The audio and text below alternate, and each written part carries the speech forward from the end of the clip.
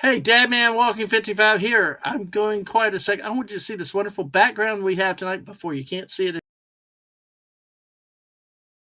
Yes, we have an alien, we have a ship, and a UFO. Hello, everybody. Dadman Walking 55 here, coming to you live um, tonight. Talking about Independence Day, our routine monthly movie reviews that we have with our great friend Daisy Blossom, Flower Child. Let's see, I'm having to check on my Twitch side to see if everything's working real quick. Bear with me 1 second. But hey, while I do that, there it is. Okay, so let me bring in the great co-host of this wonderful show. I can't do it without her. I wouldn't be here without her. Uh, the second most important person to the channel, then behind the misses, is the great Daisy Blossom Flower Child, co-host extraordinaire, counselor extraordinaire, has the beaver tranquilizer to put me down and as I need to, if I need to calm down. Daisy, how are you tonight? Well, that was quite an intro. Yes, Ah, exactly. Thank you. okay. How are you tonight? I'm quite well, thank you very much. This is a 2 hour and 25-minute movie, guys. Wow. I know. I was shocked by that when we watched it. So let's see if we have a 2 hour and 25-minute stream tonight. You never Oh my know. goodness. But hey, well, let's see. I do actually have some questions about this because there were really some things with this movie as I thought about it, uh, as I was watching it last night again over at my sister in law's house, and it was really thing. And I'm curious to see what you think. But let's say hello to you, to Daisy Blossom. Welcome in. Sci-Fi Momby's here. Hello, Sci-Fi Momby. Thank you for Hi, being here Sci-Fi tonight. Mommy. Hopefully Hello. you get to sit back, relax, and have some fun with us tonight. And folks, if you're in here, please hit the like, subscribe. We lost a bunch of people so far, so let's appreciate your help to get it back. And it's been a weird couple months. Next month is going to be a weird month again, but things are looking good for the long term. But hey, I appreciate y'all's patience and staying with us as we go random and everything else. But with this movie, tonight's about fun, about sharing your memories. Did you see this in the movie theater? Did you see it at home? What were you eating? What did you think? What scenes? All that stuff. We want to sit back and share some memories tonight. What do you think, Daisy? Uh, I liked it. Yeah, I mean, okay, let me, yeah, keeping in mind, this yep. movie is from 1996. Uh huh. And yeah, okay, a bit cheesy, but the the FX, which were practical effects, a great many of them were miniatures, held up really well. And I was a bit concerned about that given how old the movie is. But there were only a few shots that looked a bit wonky. And yeah, this was fantastic. And yes, I did see it in the movie theater in 1996. Yeah, we're going to share some of our thoughts and opinions of that as we go, as the night goes. This is Yes. one of those movies that has so much to it, though. I mean, Hmm. this is going to Hmm. be a hard one to do one stream about because I really think that it's going to be one of those streams where we will think about plenty of stuff later afterwards. Probably. There we're Well, going to be thinking about things that we missed. That happens a lot, though. if we do the second one, though, we can do like one of those previously on and do a really quick section of Mm-hmm. I forgot this last time and then go into the second one if we do the Yes, second one. folks. Well, we'll go ahead and tell everybody. Yes, next month will be earlier in the month that we're planning because next month is obviously Thanksgiving, but we're planning on watching and talking about the sequel to this movie, Independence Resurgence Day. Resurgent, Yay. resurgent, Yay. Yeah, I because think it's just resurgent. Yeah. it's just resurgent. But I tell you what, because why we talked about it before was because I think it came up in the chat or somewhere where Hmm. we were talking about people were not as thrilled with uh, No, the the second, second one. but we will. But some people might have different opinions. That's why I always True. like watch movies for yourself and everything else. Definitely. All Definitely. right. Yeah, So and if you're in chat and you're listening to us and you're thinking, "Oh, wait a second, I did like this one or didn't like this one or did like the other one." You can save your comments on the other one for next time or you can put them in the chat. we are very open to people who don't share our opinions. It's all good. Hello, Mrs. Oops, sorry. It's Jumped the okay. It gun. happens. I I know. jumped the gun. Well, it comes up. Well, I didn't want to cut you off. I was trying to be a polite gentleman tonight. I wanted to try a British accent, but I figured not to because I did Oh, not please want don't. to. God, you. Oh my gosh. I'm sorry. That I was know, rather rude. You it's it's- your channel. You do I don't you, care. sir. You're my great co-host. You keep things going well here, and people like to see me get a hard time. So it's wonderful that you're here tonight. If you don't, the Mrs. will or someone else will. We got 8 people watching us, 7 on the YouTube side. So please hit the share button out, hit the like button, subscribe if you haven't, or if you've been removed from the channel. But like I said, feel free to share your thoughts as we go through this wonderful movie. And also, if you're on Twitch, follow us over there. Make sure you follow us. So, oh gosh, miss it. See, that's what I was talking about. She We thank you for in not chat? doing any accent. LOL. Hey, at least I didn't bring up the French accent. Oh, my French accent is terrible. It's I don't. You know, I do the stereotypical. It's awful. Oh, Sci-Fi Mommy said, "Yeah, your subscriptions, YouTube it is again."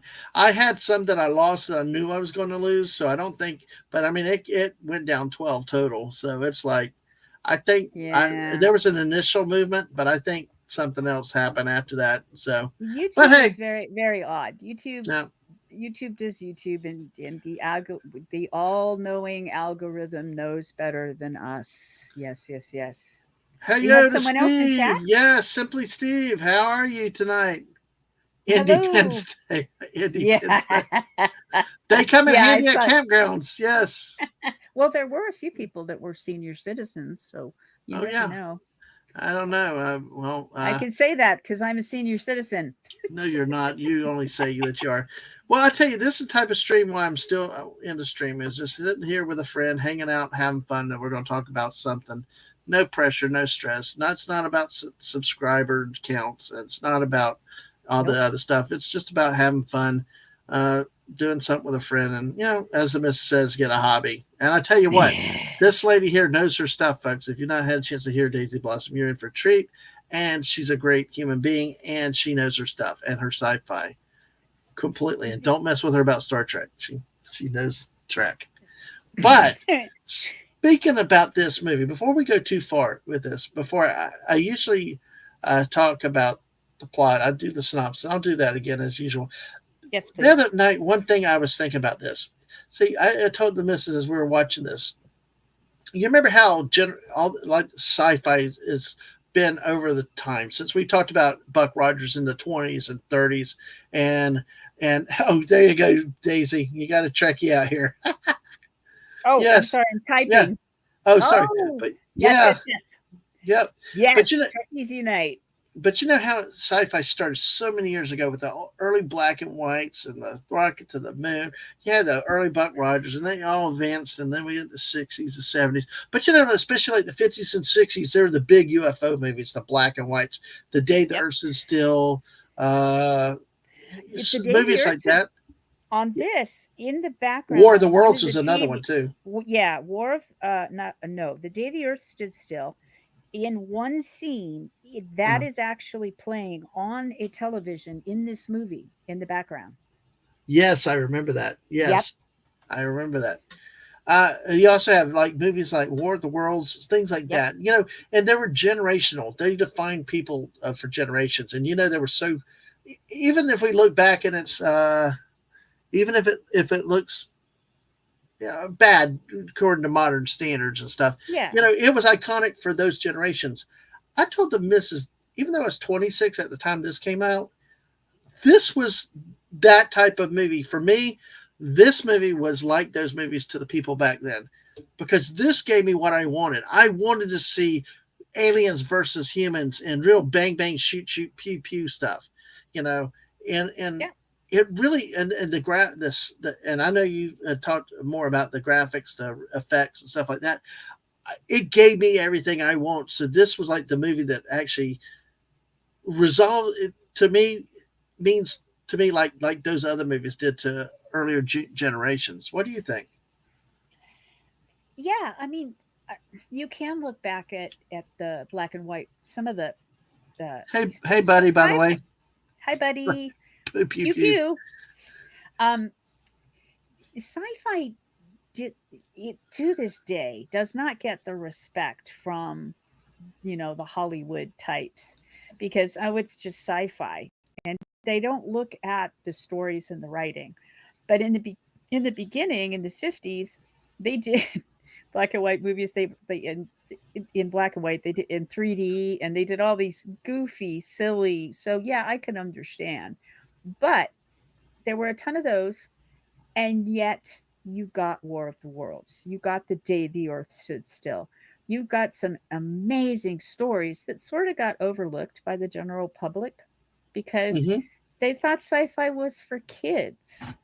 And some of it is. I mean, George Lucas said Star Wars was for 12-year-old boys. So, Hmm. but Wait, there it's was not for some girls really now. good. Sorry. No, tell me about it. Yeah, I was what, 15-year-old girl. I guess I shouldn't have watched Star Wars. they Listen to him now. they Yes. yeah, they didn't tell me that when I went into the movie theater with my dad. There was no gatekeeper saying, "Oh no, no, you're a girl. You can't." No, that didn't happen. No. No, it's like most girl sci-fi fans that you hear on different things. It just happened, and they were accepted in those groups and stuff. You know. Yeah, and Simply Steve is right. People would just say, "Oh yeah, just nerd stories." Hmm. Well, that's Yep. okay. Some of those nerd stories were incredibly well written. They just happened to have spaceships and aliens and pew pew. Hmm. And some of them didn't have much pew pew because the No. special effects were way more difficult. Well, and it also introduced foreign concepts that only could come to the mind and actually visualized it.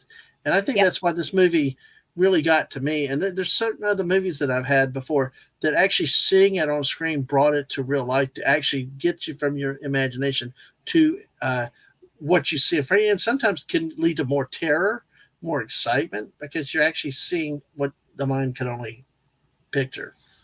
Right.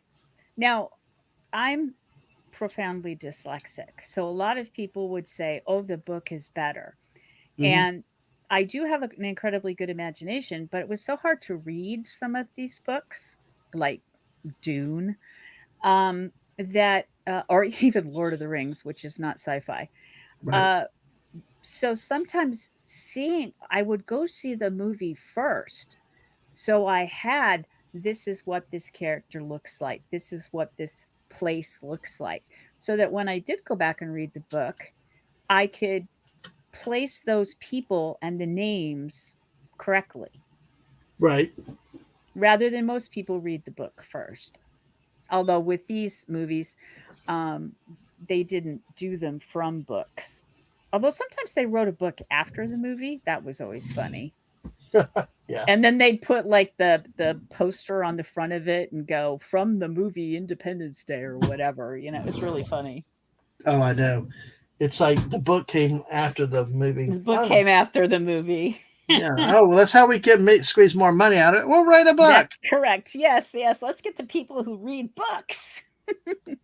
We'll do comics, and hey, if not, we'll make toys of it after the fact. Oh Yes. Oh, boy. again, I'm sorry. Simply Steve. Yeah, Asimov and Clark are fantastic. I'm not as familiar with Hugo unless you give me the name of one of the stories, but I love Isaac Asimov.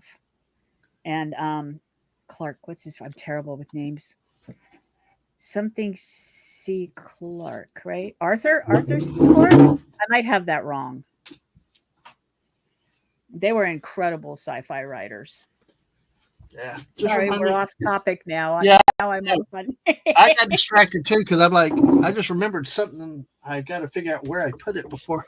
Put it earlier, you know. Oh, okay. I got a thumbs up. So I got Isaac Asimov, There you and it go. must be Arthur C. Clarke. It's only Hugo I can't remember. So The only Hugo I know is Victor Hugo. So but Victor you Hugo think is what. that's a character? Well, I thought Victor Hugo wrote. Was it the Les Miserables or something? Or I don't Oh know. God, I Just have never seen that.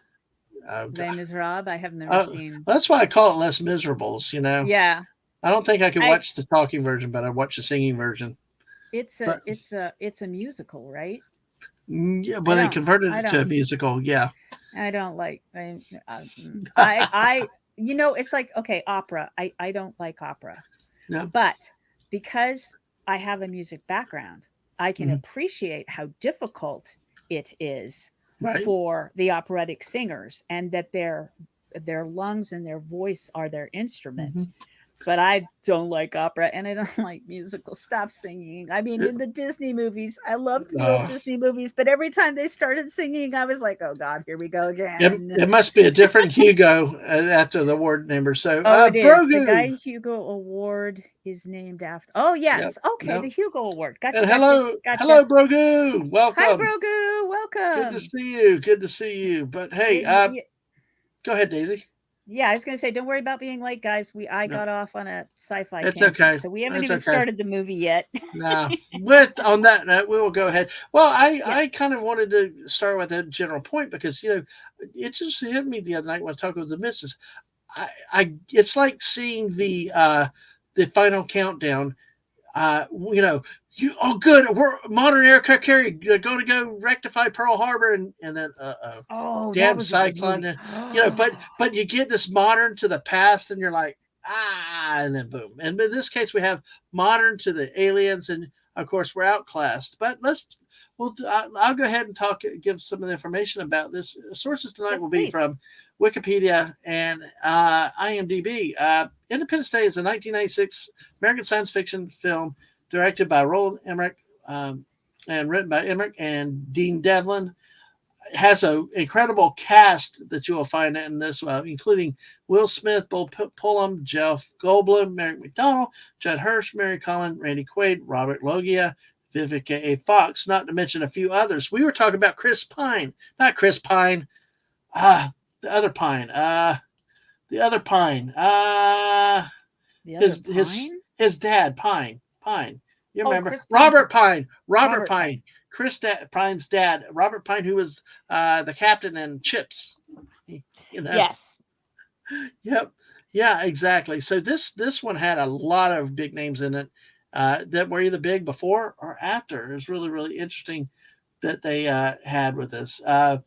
Let's see, the film follows a group of people trying to survive. They converge in the Nevada desert after the ET, the bad ETs blow up the major cities in America at different times. So, of course, it all centers around July 4th, where the counterattack happens. So, uh, yeah, the film aimed to depict a large-scale alien invasion, departing from typical portrayals of ET visits, which were basically, a lot of those ET visits were peaceful, this, that, and the other. I mean, War of the Worlds was a different, they were not here for peace. Uh, so, it said it gives credit for leading researchers of disaster and science fiction films in the late 90s. It did receive mixed reviews from critics, but praised for cast performances, musical score, and visual effects. Yes, we would hopefully talk about some of that, about some of the performances at times. The music I thought was fabulous in it. They had some great quotes, which we're going to try to read some to you a little bit later, and the music and the visual effects. So it emerged as a commercial success of the box office, grossing over 817 million worldwide on a production budget of only $75 million. Wow. So yes, it is. Wow. Yes, and as we Inflation. go with yes, exactly. And as we keep going through this, feel free to share any thoughts or favorite parts of the movie or things that you liked as we go through this. Of course, it took 20 days for the release of the sequel, Independence Day Resurgence. It was part to be that was supposed to lead to a planned series of films. But guess what? We're going to try to talk about Independence Day Resurgence next month for our movie Yes. next month. So just to let Yes. you know. But Independence Day became the highest grossing film of that year and the second highest grossing film ever at the time, behind Jurassic Park in 1993. Yep. This film won the Academy Award for Best Visual Effects and nominated for Best Sound.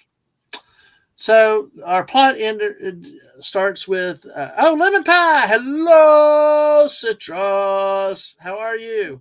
Welcome, lemon So, pie.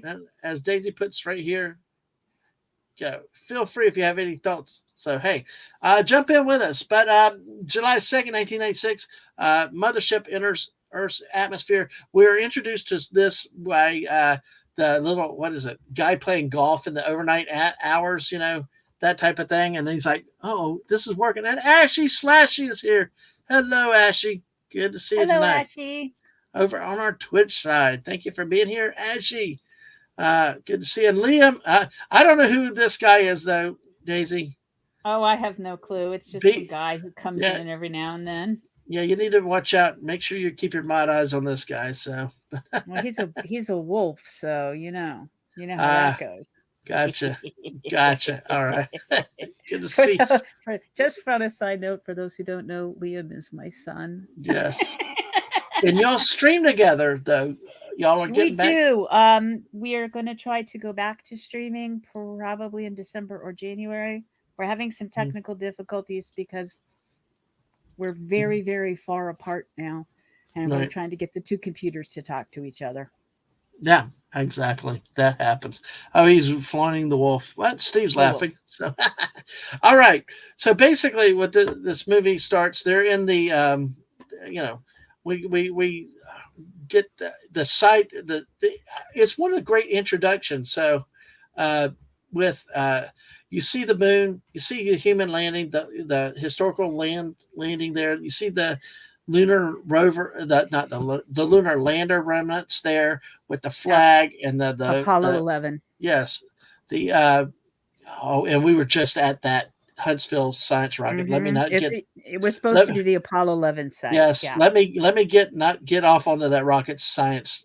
Oh no! You don't want me to start on my rocket science? No, we'll have to have you on with the missus if we do a stream about that place. That was incredible. I went to the one in Houston and got to sit. Sorry, side note. To sit in Houston where they were talking to the Apollo in that auditorium. Now, it is not ADA friendly because they can't change it because it's a historical site. So my husband got to go down on the actual floor where all the computers are. Wow. Yeah. I know. He took pictures for me. I waved to him through the window. Well, at least there's an ADA exception.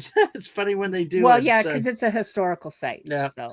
But yes, then we see the big shadow come out over. We actually see the moon dust shaking. You see the human footprints is shaking, and then you see the shadow. That was a great intro. It was a lot like, to me, the intro to Star Wars, where you had a shot of the moon, of the two Tatooine, ships. and then all of a sudden, I know where the two ships come in. It was not as loud or dramatic in this case, but it had that.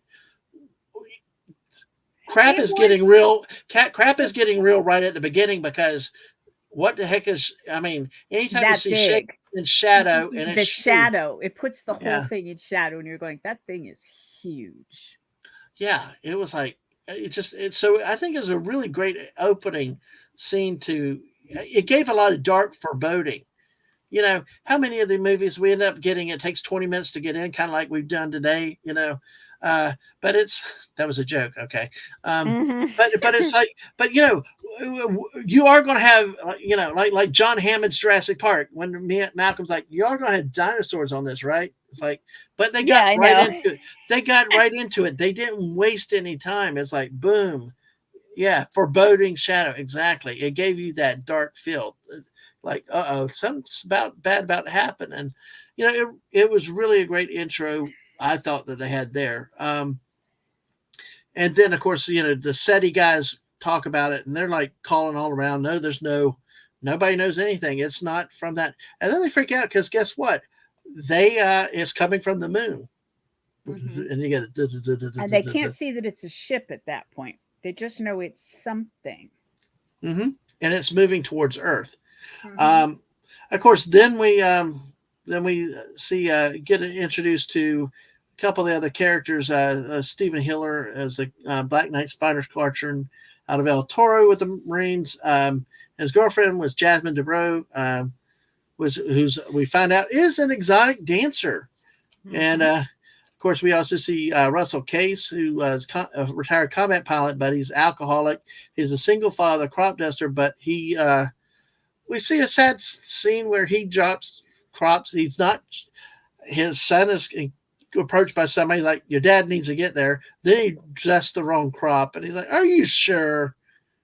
It's like really really great thing. It's he crop dusted the wrong crop because he was. Because he had been claiming he'd been abducted by aliens for 10 years. Yes. And I'm going to talk about that. See, because after he dusted around crops, he ended up to the local diner. The guy's mocking him. Did they do stuff to you? Blah, blah, blah. I think that guy had a fetish. That guy was so obsessed with the alien abduction thing. I know he was. But he got quiet all of a sudden when this table started shaking. But when we see the ship starting to enter the atmosphere, he got quiet and they all ran out and really turned it around. And hey, we got a bear with us tonight. Snortapoopus cuber. Hello, humans and other critters. Good to see you too. Waving Good paw. to see you tonight. Yeah. Yeah, he was flying drunk. He definitely do not do that in real life. So. Yeah, when he got out of the plane and he was like staggering and holding onto the side of the plane, it's like, yeah, do not fly while you're drinking. Drive. Well, his son was like, you dusted his farm's on the other side of the field, and he's like, "Are you sure? Are you sure?" And Atwood is here. Hello, Atwood. How are you tonight? Good to see Atwood. You. So folks, as y'all are coming in, as we talk about this movie, feel free to share your memories, your thoughts, either as we discuss it or when we get to the end. I'm going to try to do a quick synopsis, but I usually take forever getting through that. But we'll get that, and then we'll talk about scenes, and we actually have some scripts from the movie. So, so basically, we get the character introductions, then we get back to David Levison, who's playing chess in the park, and then with his dad, you see there's interesting relationship. So then he goes back. He's a cable repairman, they call him. Just, I know. But what we've seen is that the alien, there's all this satellite disruption. Cables out, television signals out, communications are down in a lot of areas. As we see, satellites are being destroyed. Like, how about that one scene, that tiny little satellite? It looked big in the shot. And then as it got up next to that huge mothership, you could see how tiny it was compared to the mothership. Yeah, it was. I think that's one thing too. They did a lot of good contrast between. They gave you a lot of, yeah. Oh yes, this was a great line to his son. You take too long to make a move. Well, just. hey, B from O, good. Drop by the traveling scene, listen for a little while. Yep, we did one of those again today. So thank you. Good to see you. Yes, exactly. And like the missus said, please share. Make sure you're still subscribed and hit that like button. 16 people are out here and follow us on Twitch also. They did we talked about the darkness, the foreshadowing. They did great with that, but also like the size differential. They really showed, and how tiny the fighters end up looking to everything else. Here in our country, in our world, we think, oh, we got the big battleship, or we got these big fighters. It's like, against these things, everything was tiny, Yes. They did a very good job of perspective. So, like with the moon, and we see the moon all the time. We know how big it is. And then in this object, because they don't know it's a ship, comes over the moon and puts it in shadow. And then the smaller ships drop out, and they're coming, and you see these what look like very big fighter jets, and they're tiny in comparison to the size of these ships.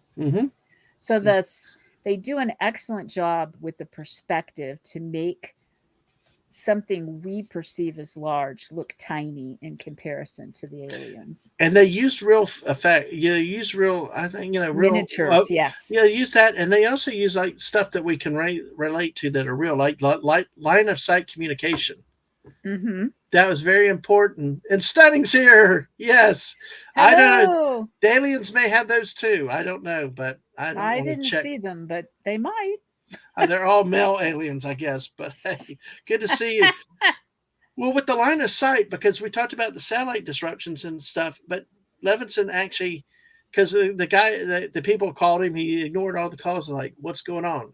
Well, he finally found it out. There was a signal, but it kept resetting itself, and it kept getting shot shorter, and then he finally realized when the ship comes out and the plant's over New York City, he's like, countdown.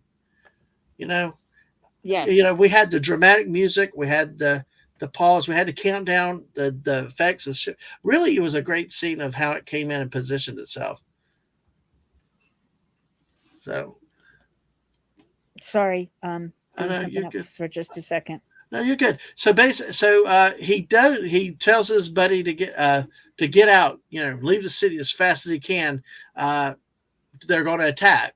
At that point, he tries to get his ex-wife, who's working in the White House as a communications director, who took his call, and then he took it. Yeah, they took his call, and then what do you want, David? Can you see we have a crisis? And it's like, then she's like, I'm going to hang up, and she hung up on him. He's like trying to tell her. But you know what? He's like kind of like me. Probably, I think the missus is great because it's like, get to the point. Just tell him. I know he didn't get just to the say, point. I know they have a signal and I can decode it. He was off on, and you're like, dude, I'd have hung up on you too. Yeah, it was like get to the point, and because the one assistant had to tell her to be quiet because she was getting kind of loud, and then, but you know what? But then again, she could have said, again, what's your point? When he started trying to rambling, because this guy like him is, a little scattered. Get him refocused. Get to the point. Why are you calling me? Blah, blah. But she didn't. She hung up. So then he gets his dad. They drive to Washington. We see a lot of all the background of that. And that gives us one of the biggest debates the Miss and I had personally is that you got however long it took for them to drive from New York to Washington, D.C. Of course, nobody was on the road, so they magically just transported that old car down there. And it was like all that time passed, and he didn't try to get a hold of her again. It was like, how would you like to be her? Place. Yeah. I mean, and on the West Coast, when they were talking about different, air bases and people are walking back to them, and I'm thinking that is really far. You're not quite. You're making people teleport all over the place. I mean, it's okay because the movie's still really good, but the teleporting and the getting places is kind of. I don't think that's how that works, but that's okay. I love the. We talk more. Let's try to talk more about the interaction between him and his dad as we go into things a little bit later. But they get there. He has that little thing he puts on his car so he can get her. Steve. Well, but Steve, 4-hour drive, only 20 minutes. Sure. Yep. Yeah. Right. Yeah. And they're trying to leave the city, and nobody tries to go the wrong way on the freeway when they see the other side is clear. Come on now. Exactly. Even in the 90s, somebody would have gone, I'm going on the other side of the freeway. Hey, in Kentucky, they drive down on the shoulder of the road, not paved, the shoulder of the road. We saw that once before on I-75. But he got there, and the thing is all that time that they could have ordered the evacuation if she would have just hung on and listened to him, or guess what, try to call her back or something. But think of the hours that were wasted there, because when they got to the White House, when he finally got to her, it was he just showed the president. He said it's a countdown. It's a countdown, and they didn't have that long left. Oh, yeah. How's he? We're going to do some of the other quotes, Simply Steve, but yes, that's perfect. Feel free to put quotes in, folks, like Steve's doing tonight. How does he do that? Because that look on her face. Looks out the curtains. Do you ever tell Mister that? How do you do that? Oh, and it was very cool that you could drive in front of the White House at the time. Yes, because you're not allowed to do that now. Right. I don't know that you've been able to get that close with that many protesters, but still, it made for good Hollywood. So when he gets there, there's only like 28 minutes left when he shows Whitmore. Whitmore walks in, says, "Alert Atlantic Command, we are leaving, evacuating the White House." And and all that. They start doing that. It's like, don't you want to see it? And Ziki, we see him starting to be the weasel that we come to see throughout the movie. And then the 3 choppers obviously get shot down. The welcome wagon did get shot down. And then at that point, everybody's like, oh crap. Oh, you there mean is the no ET doubt. thing didn't work? Nope. Maybe they just didn't like flashing lights in their face. I know they didn't use the music. Well, you know what? Well, you know what? It's like Mars Attacks. What happened? Some hippie released a bird, a dove, and I know. and There were hippies in this too. Quite a few. LA hippies. Yeah, on the roof. On the roof. Yeah. It's more of a why did you do that? Yes. But it's like, it's like all those people. Oh crap. Yes. Oh, got him. Why did I just send my mother to Atlanta? Oh crap! Okay. Oh crap! I like when Harvey Fierstein was in the get hit low. One of the other quotes, and he's like, "For $300 an hour, you can put me through to his house in the Hamptons." I know, and he's talking under the desk. He's under the desk talking on the phone to his mom. And in the car later, he's like telling the secretary, "You can put me through to his house in the Hamptons." Yeah. So we see the rush. Air Force One barely makes it, as like it says, time's up, out of time. I see what Steven said earlier, out of time. And we see that the Air Force One barely gets out of it. I told Mrs. if I was any of those Marines or any of those staff, I'd be sneaking my butt up on Air Force One with everybody else. I don't care. Ask for forgiveness later, I know. Yeah, definitely. Exactly. So then they get out. I'm going to come back to Ashley's comment in just a few minutes. Let me get through part of this a little bit here. So with the evacuations, obviously, got a lot of people killed there. This is one of the more emotional as we see the saucers fire their beam, the main primary weapon that goes down and just expands out. It's like a big tidal wave that goes out with all the destructions. Of course, that one, everybody really pretty much gets incinerated unless they're underground or some other things that happen. One of my favorites is the guy up in the daggum. I don't understand why position over the S. I don't know. Maybe I didn't like S's, but it's like Vivica Fox's characters, right? She's Jasmine. She's like running. She sees it coming. She runs and she sees the maintenance shed. It had a lock, but she could kick it off with her foot, knock it open. Gets her son there. Yeah, Boomer. And the dog's running. Misses. You see the motorcycle fly just right at her, just barely miss her as it reflects off. And Mrs. is like crying, like the dog. And it's like, and then he gets in there and. They don't kill the dogs in 1990s usually. No, they don't. Yes. And these were the counterattacks. Basically, what had happened is the mothership released a bunch of other ships that positioned themselves over large cities around the world. So, let's see. So, and like I said, the other stripper that we saw ignored Jasmine, went to the party, and went to the LA roof. And of course, what I don't know, you also got the mission. You also got President Whitmer's wife so proud that she wasn't going to, I will say she acted really refined and dignified, but she's like, no, you need to get away from that place a lot sooner. She was trying to be like her husband, and we see what happens with her, what happened with her in a little bit. So, Daisy, any thoughts with these parts? Because, we see the countdown, we see it revealed, we see the panic and the fleeing, Yeah, you have to stop and think. First of all, to be fair, the moment that thing appeared over my city, I'd be gone as quickly as I wouldn't be waiting, because I'd just be thinking, well, the freeways are going to be full of people if we all stand around and wait. Except the road from New York to Washington. Well, that one, yes. And hi, Bowsette. Welcome. Good to see you. Yeah, ID4. Yes. Yeah, but if it turns out, I've evacuated and left my city, and they turn out to be friendly aliens, fine, I'll go back to my house. But some of these people waited forever. Mm. And then to watch them just the shockwave go outwards. Mm-hmm. And it was like the president, like when he says all of those people are dead, that just Yeah. hundreds of thousands of people just got wiped out because they were all over cities Mm-hmm. in other countries as well.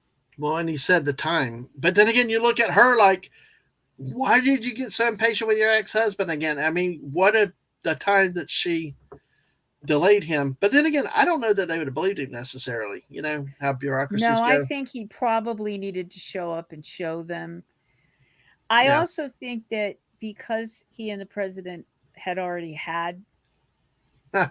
animosity towards one Yes. another, that he might not have been quite so quick to say, okay, Mhm. evacuate, unless he genuinely was like, yeah, okay, I don't like the dude too much, but he is very smart. Yeah.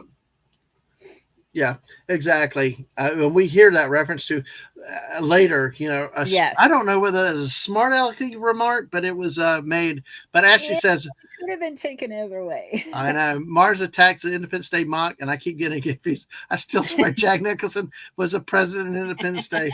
LOL. Yeah. Exactly. And look at my channel, Hungry, and I have talked about Mars attacks before. That's wonderful. See, Steve, I think that they positioned it at the Empire State Building because it gave one high point for the beam to go versus the towers. I mean, you got two towers of equal size. That's why I think is that they went with one point of for for its bray. I just to guess with that, but yeah, I understand. Because the way they're rigged is you did not need it to be a high building necessarily. So no, but it was a cool special effect to it watch was the buildings get blown out floor by floor, falling perfectly down. stunning. I'd be going to war if them showed up here. We got to protect our maple syrup. There you go. Yes, protect the maple syrup for us. Yeah, there's nothing in my town worth really. And Steve is right. I agree. They had a lock on that door too. Yeah, So, kicking the metal door. I noticed there's lots of things. I noticed a lock though. That's what got me last night. I noticed a lock on the door that was locked. Yep, it was. And she's holding a kid kicking it. And yep, and it's kind of up. It's not completely level. She's kind of kicking upwards. Mm-hmm. And the other thing is the motorcycle. If it had hit, parts of it probably would have gone down into the space that she's in. And the whole dog. And the other thing is the fire would have gone. I mean, you just had to, that whole thing, you had to suspend your brain and go, well, we're not going to kill a kid and a dog in this movie. So.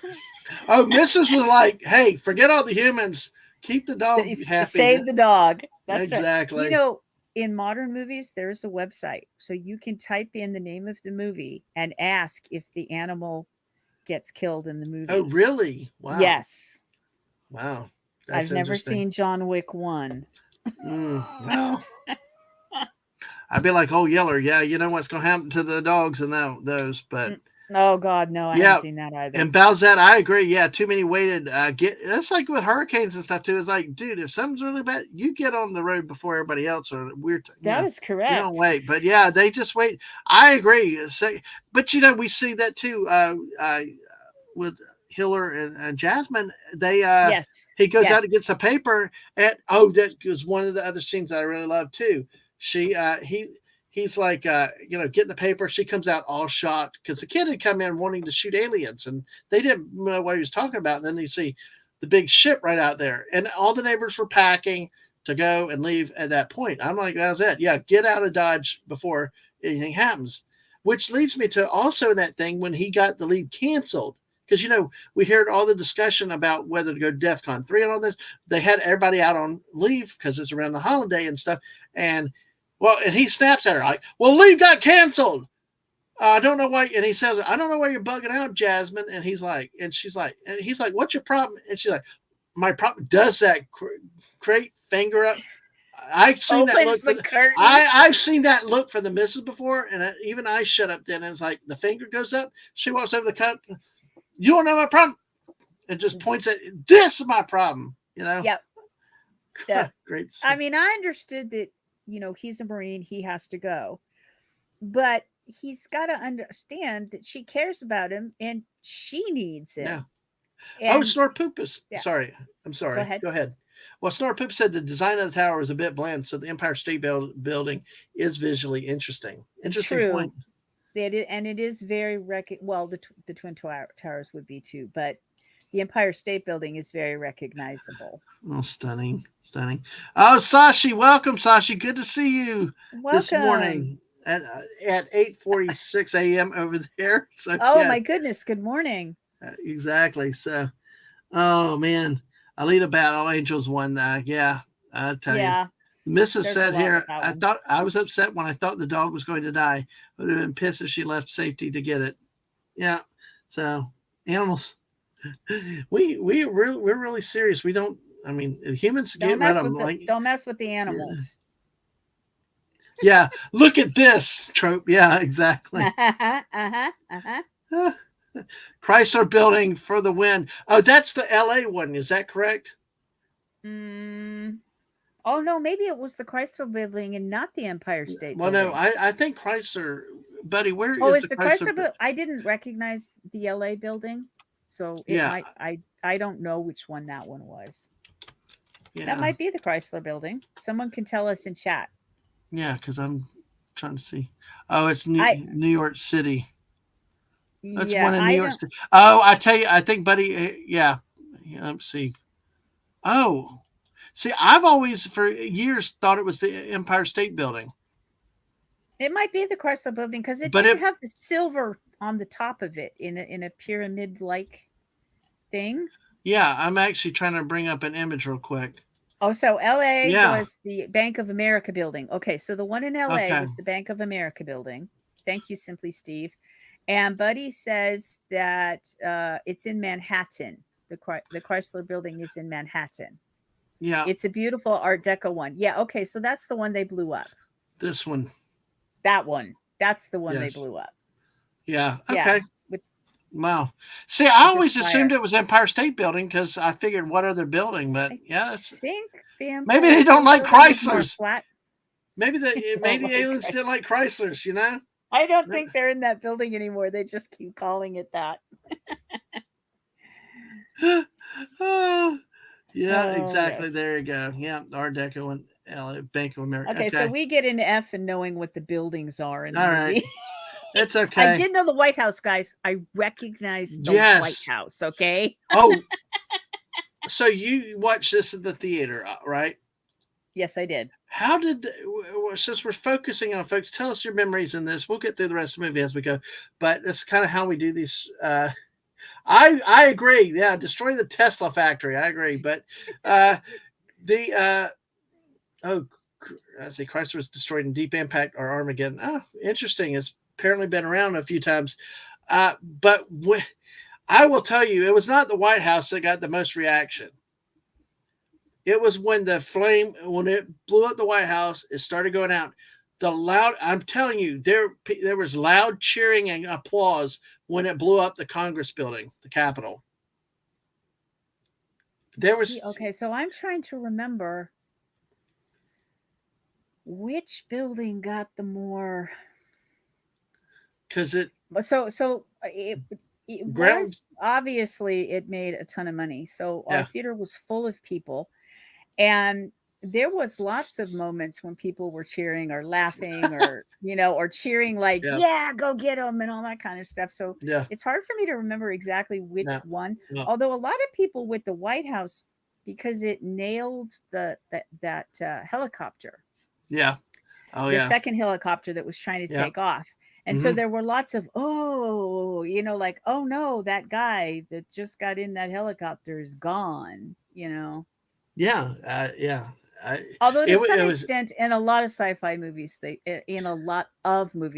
blow up the White House. So yeah, that guy kept popping up all throughout the beginning of the movie, and then he's he did. First one gone that you see. So no, I'm not an architect. I'm an accountant. No, sorry.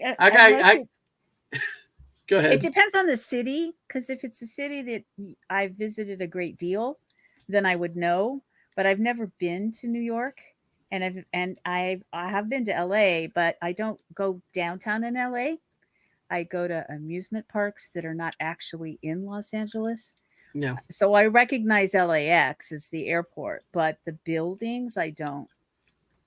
I'm better Yeah. with San Francisco. Well, see, I'm the accountant that tries to keep you from cost overruns, you know.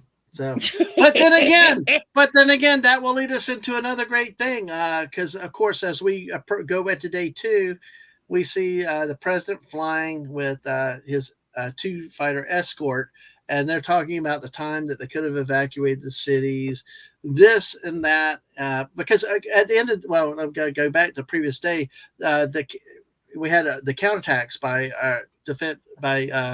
military fighters and stuff like that. Basically, they were did nothing. You know, El Toro was basically got destroyed.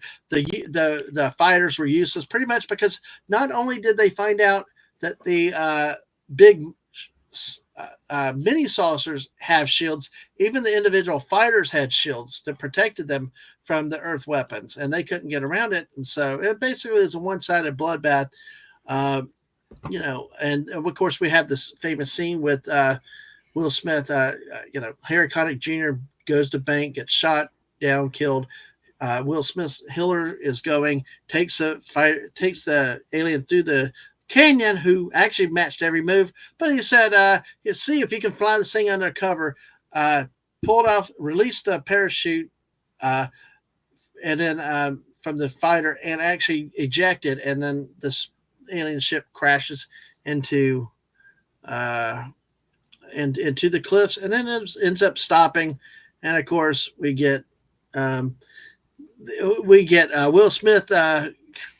I'll try to find the quote in a second. Coming up to him, and then my computer's antivirusing right now. Earth. Welcome to Earth. Welcome to Earth. Yes, I had the whole quit in a second. Exactly. The big counterattack fighters. They were not even close. Not even close. Yeah, not even close. Oh, my grandmother tried to get me up in a independent life building in our town, a big height. When I was a kid, I refused to go with her. She wanted to ride the elevator, but I was too afraid. So, interesting.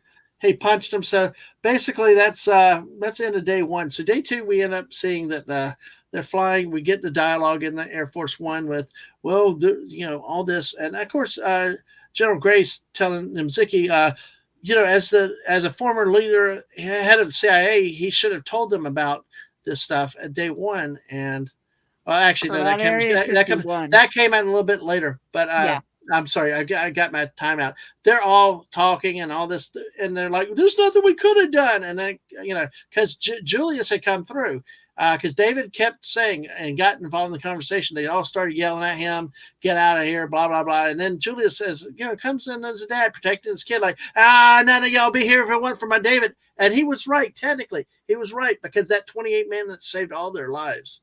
So, you know, and the fighter ships remind you of Galaga. Oh, that's cool. But they do. Yeah, they do. That's cool. So then he's like, none of y'all ever wanted David. What's that? Y'all head back in the 50s, Roswell. you know, back in Roswell, Area 51. And of course, everybody like starts shaking their head. The president puts his hand, sits down. General Gray looks down. Even Julius is like, "Dad, come on, Dad. We're, you know, Dad, you know, we don't want to be embarrassed, you know." Until you see Nimziki. Whitmore goes, puts his hand around Julius, says, "Sir, regardless of what you've read in the tabloids, whatever you heard, there is no Area 51. Mm-hmm. Then we hear, "Sir, that's not entirely correct."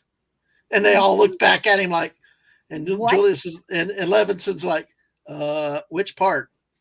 Yeah. And we see that later, plausible deniability.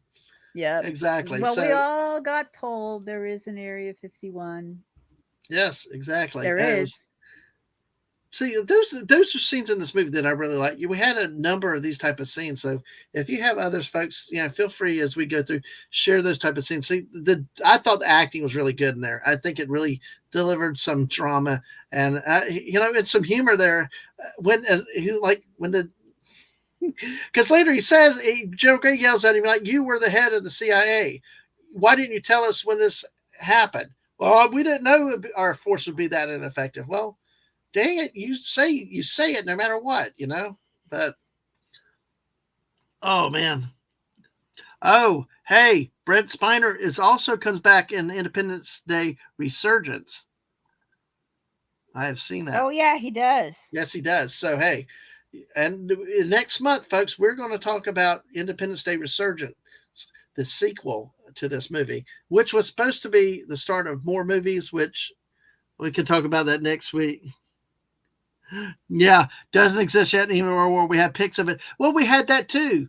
We also had that too. Will Smith said when he's landed, dragging I could have been at a barbecue. Here I'm hauling your smelly ass in the desert. And what's that smell? You know, it's like, you know, and then all the RVs come up, you know, and like, they're like, soldier, you need a ride? And he's like, yeah, I'm headed to a base over there. It's not on the maps, but he flew over it. I know. Yeah. So did you like, I see that you said he's better Data in Star Trek. Next year. Did you like him in this role? I'm trying to I misspelled Sashi's name. I was apologizing. Yeah. I put my autocorrect did sashimi instead of sashi. Dang, that's why I call it autocorrect is awful. I call it auto incorrect. So hey. Yeah, it is. It's auto incorrect. Yep. Yep. Okay, so yeah, he played Data for so long, and that's such a different type of character because he's an android. So I liked him as Data. So when we saw him in this, I thought I realized the character is supposed to be over the top. We don't get out much. But I thought the social. Go ahead, Sashi. Then when we talk about Resurgence, you need to be here. Okay. Yep. I have heard there is. Okay. Anyway, go ahead. Yeah, that movie. We're doing that next month. Yeah, we're not doing. No, I keep my. I just want people to come back powder for dry. It. Exactly. Yeah. Anyway, in this one, I just. My God, Bowsette.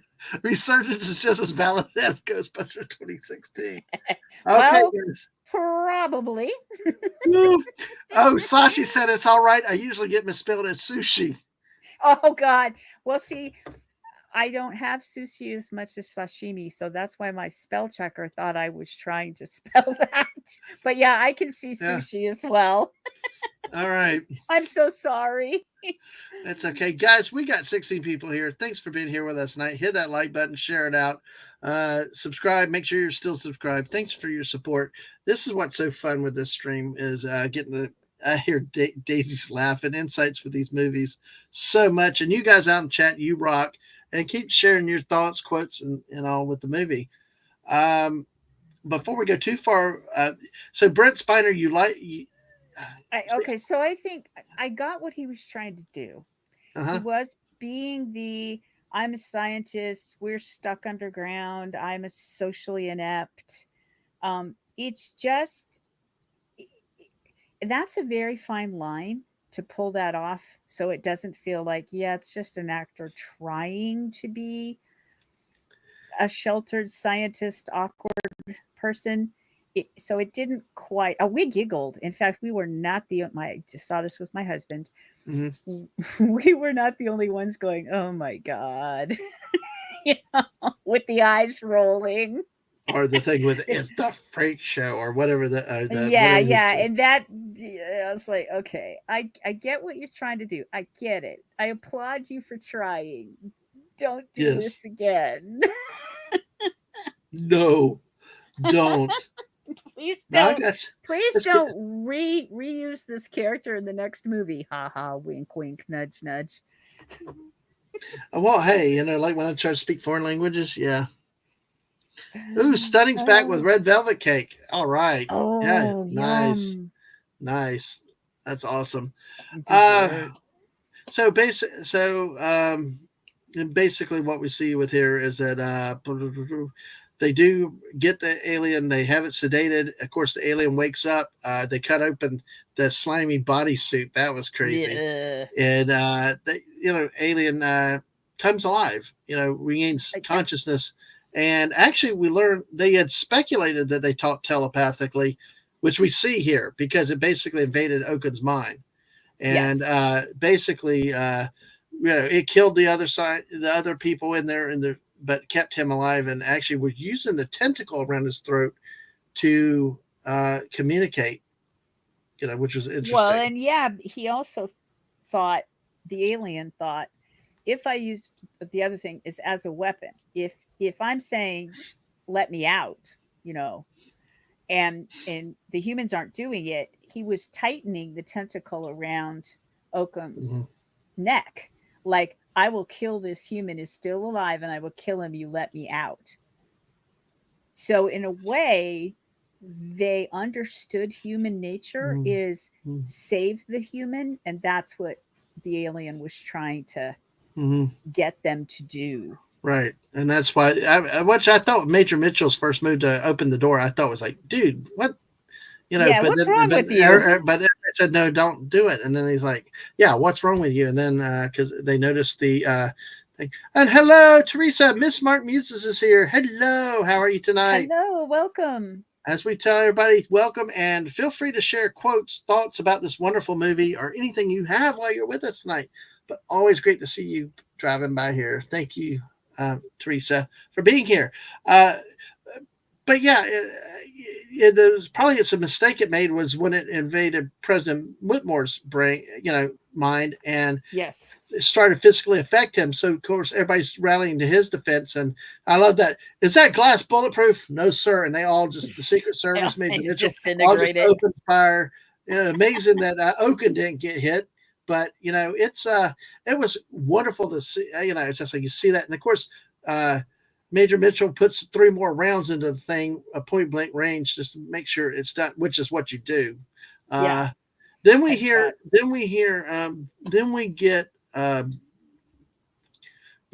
Whitmore, and here's what he says here, the quote, after he was down being helped up. I quote, I saw its thoughts. I saw what they're planning to do. They're like locusts. They're moving from planet to planet, their whole civilization. After they've consumed every natural resource, they move on, and we're next. Nuke them. Yep. Let's nuke the bastards. So, and that's what we have. Then is the decision to nuke, and they selected good old Houston, Texas. Sorry, Houston, you were the first ones by luck, but hey, Houston, the city, survived a fake nuclear disaster, nuclear explosion. Of course, we find out that the nuclear attack does not work, which to me was a way. It was like you had to rule that out. You had to do it, but of course, what do you expect if your conventional weapons cannot penetrate shields? How's a nuke going to? But it's the strongest weapon we have. Yeah. Oh gosh, you saw the V mini series. Oh geez, bye, Houston. Hello, we have a problem. Yes. Hello, back. A convenient way to explain their presence. Yes.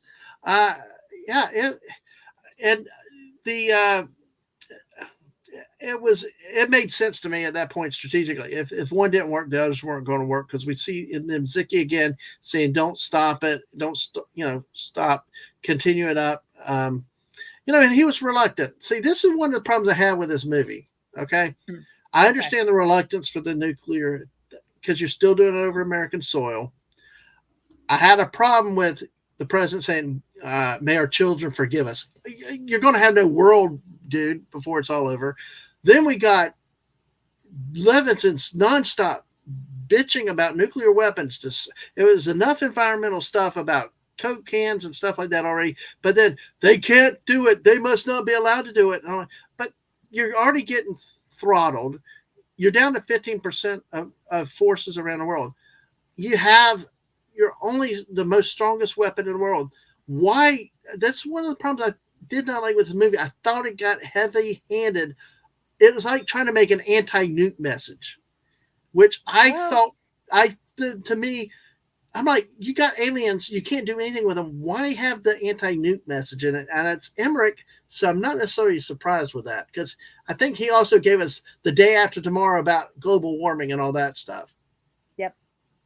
Roland Emmerich has a very distinct style of disaster movies. Mm. So, In what regard? well, the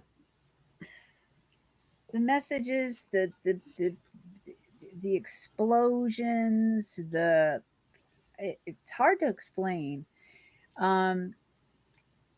He did several movies that had messaging in them, and I can't explain it. Mm-hmm. Yeah, sorry, I Well, can't quite explain, but he has a distinct style and a way that he does move. It's like Michael Bay. When Mm-hmm. someone says Michael Bay, you know the kind of explosions that are going to happen in a Michael Bay movie. Right. When Right. someone says Roland Emmerich, you know, first of all, he makes longish movies. May I remind you, it was 2 hours and 25 minutes. Yeah. I will say it was a good 2 hour 25 minutes though. It was, but Yeah. it's very long. And they don't do intermissions anymore. Nope. I know. I like intermissions. Gives me a chance to go get more food. Yes, or visit the ladies' room or Yeah. the little boys' room, whatever, you know. Hey, okay. So Now see, this is where we have disagreements. It's okay, fine. Let's talk about it. Mrs. And I think she and I debated this last night when we were watching it because she says it was not an anti-nuke message. It was a human response to this very serious decision. I take it that way too. But maybe my problem is I've seen too many 80s and 90s anti-nuke message. I also saw Emmerich with The Day After Tomorrow, where I mean, it didn't matter. They were so heavy-handed to say man-made global warming. I mean, they kept. Yeah.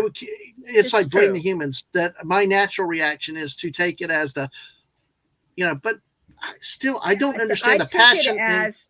I don't understand the passion in Levinson's character being so against it when you've been throttled to such a level to where you're almost non-existent. Why not try it? Why the angst? That is kind of why I think, go the other way with it. Well, yeah, but the president is a human being. He's not. He was in the military, but he wasn't, an admiral or a general and and military mind strategy. And he just, by the seat of his pants, escaped the White House blowing up and all of those people. And he had been sitting there saying, all of those people are dead. If I just said, get out, some of them could have been alive. And I think just as a human observing, well, our fighter jets don't do anything against it. And we've nuked Houston and didn't make a single scratch in it. I can understand debating whether or not you nuke another city because it didn't work. And I agree. I agreed at that point. It's like, because you're not going to, it proved that you can't get through the shields, whether it's conventional or nuclear. It didn't matter. And I agree, but not trying it is like, not giving yourself a chance to win, leaving an option on the table without even trying it. And that's why I took the message the way I took it as a message. Oh, that's fine. Yeah. Because they were so, it's like, why are you just, But speaking of that, Sashi here bringing some levity. Without nukes, I think Malaysia can throw tempiak, which is fermented durian. Durian is bad enough to be illegal. Oh my gosh!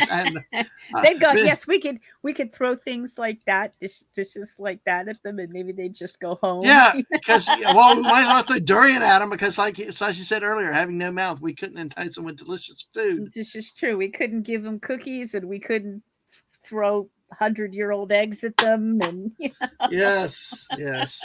All right. Well, that leads us to day 3 with this movie, basically, which is July 4th itself. We see Levinson drunk, kind of kicking around about the nukes going off and all this. And Julius comes in and says, son, all this stuff. And, had a little heart to heart between the two. And then, this is, he actually could reveal to his son that he had not talked to God since his wife had died, his son's mother, Yeah. and which was a big thing, and it kind of stunned David back into some reality of, oh, you hadn't. It's like, oh, you've been suffering. It was kind of like eye opening, and then dads always say, well, come on, let's get up off the ground before you catch cold.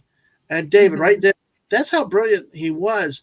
A lot of the brilliant people do not have not necessarily the ability to communicate, but they get those ideas, and he did. But what'd you say, Dad? You're a genius. I was like, what?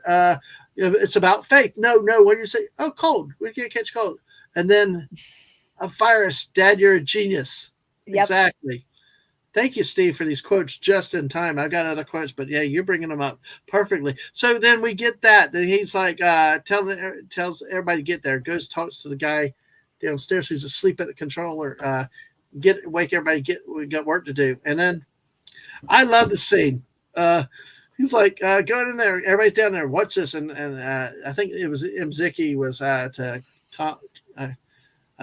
Colleen to I keep forgetting her name, but yeah. Well, Major Mitchell is the one with the gun, right? Yeah, I know. Constance. Yeah, Connie. He's like, asking Connie, what's going on? What's this stuff? And it was like, I don't know. I mean, the one time he didn't talk to her, he gets there, Major Mitchell, he's like, he puts the cocaine up on the ship, and like, Major Mitchell, you got a gun? He's like, Major Mitchell, you got a firearm? And he's like, huh, sir? You got a gun? Oh, yeah. So Major Mitchell grabs a gun from somebody else, and he has him shoot it, which we find is that, Ricochet, Ricochet, and then we got, my bad. Yeah. And like Ricochet all bouncing around and everything. And he's like, my bad. So then he says, okay, he puts the virus sample to the ship, does again. Okay, try it again. And then it shoots, we get the pew pew and it knocks the Coke can off. And that's when we let the virus upload to the mothership to be put down to the other ships. And it was funny how I was able to code an anti-alien virus so fast. We understand. But I think we'll just chalk it up to his genius, because earlier on day 3, one of the other quotes I'd referenced a little bit earlier, Daisy, was when Oaken was showing the bodies of the crash aliens from the 50s. He looked at David and said, let's share with them what you know. Let's see if you're really as smart as we hope you are. And so he could possibly do it. So, but yeah, it is funny with the speed. Yeah. Coding in movies, hackers and coders and stuff. You just have to go, okay, it's a movie. And in real life, it takes much longer. Oh my God, Sashi. Yeah. I did think about that. I know. Like, or his daughter. Or how about Hiller? How about Hiller, the only person that can fly the damn thing, Right. So well, the other thing was they were very surprised that the little ships, the alien ships, fighters had shields themselves. But the one they had in Area 51 had shields too. That's why David knew it would do that. So right, because was David the only one that knew it had a shield? No, they all knew that they had shields in general, but like Oaken said earlier the day before, that all the bells and whistles, it was exciting in the last 24 hours. They lit they were getting. So he didn't know before. Yeah. Okay, and that's when he got reamed out by the president for exciting, from scientist stage. And of course, a big event that happened on day 2 was, like you said, the president's wife had died from her injuries.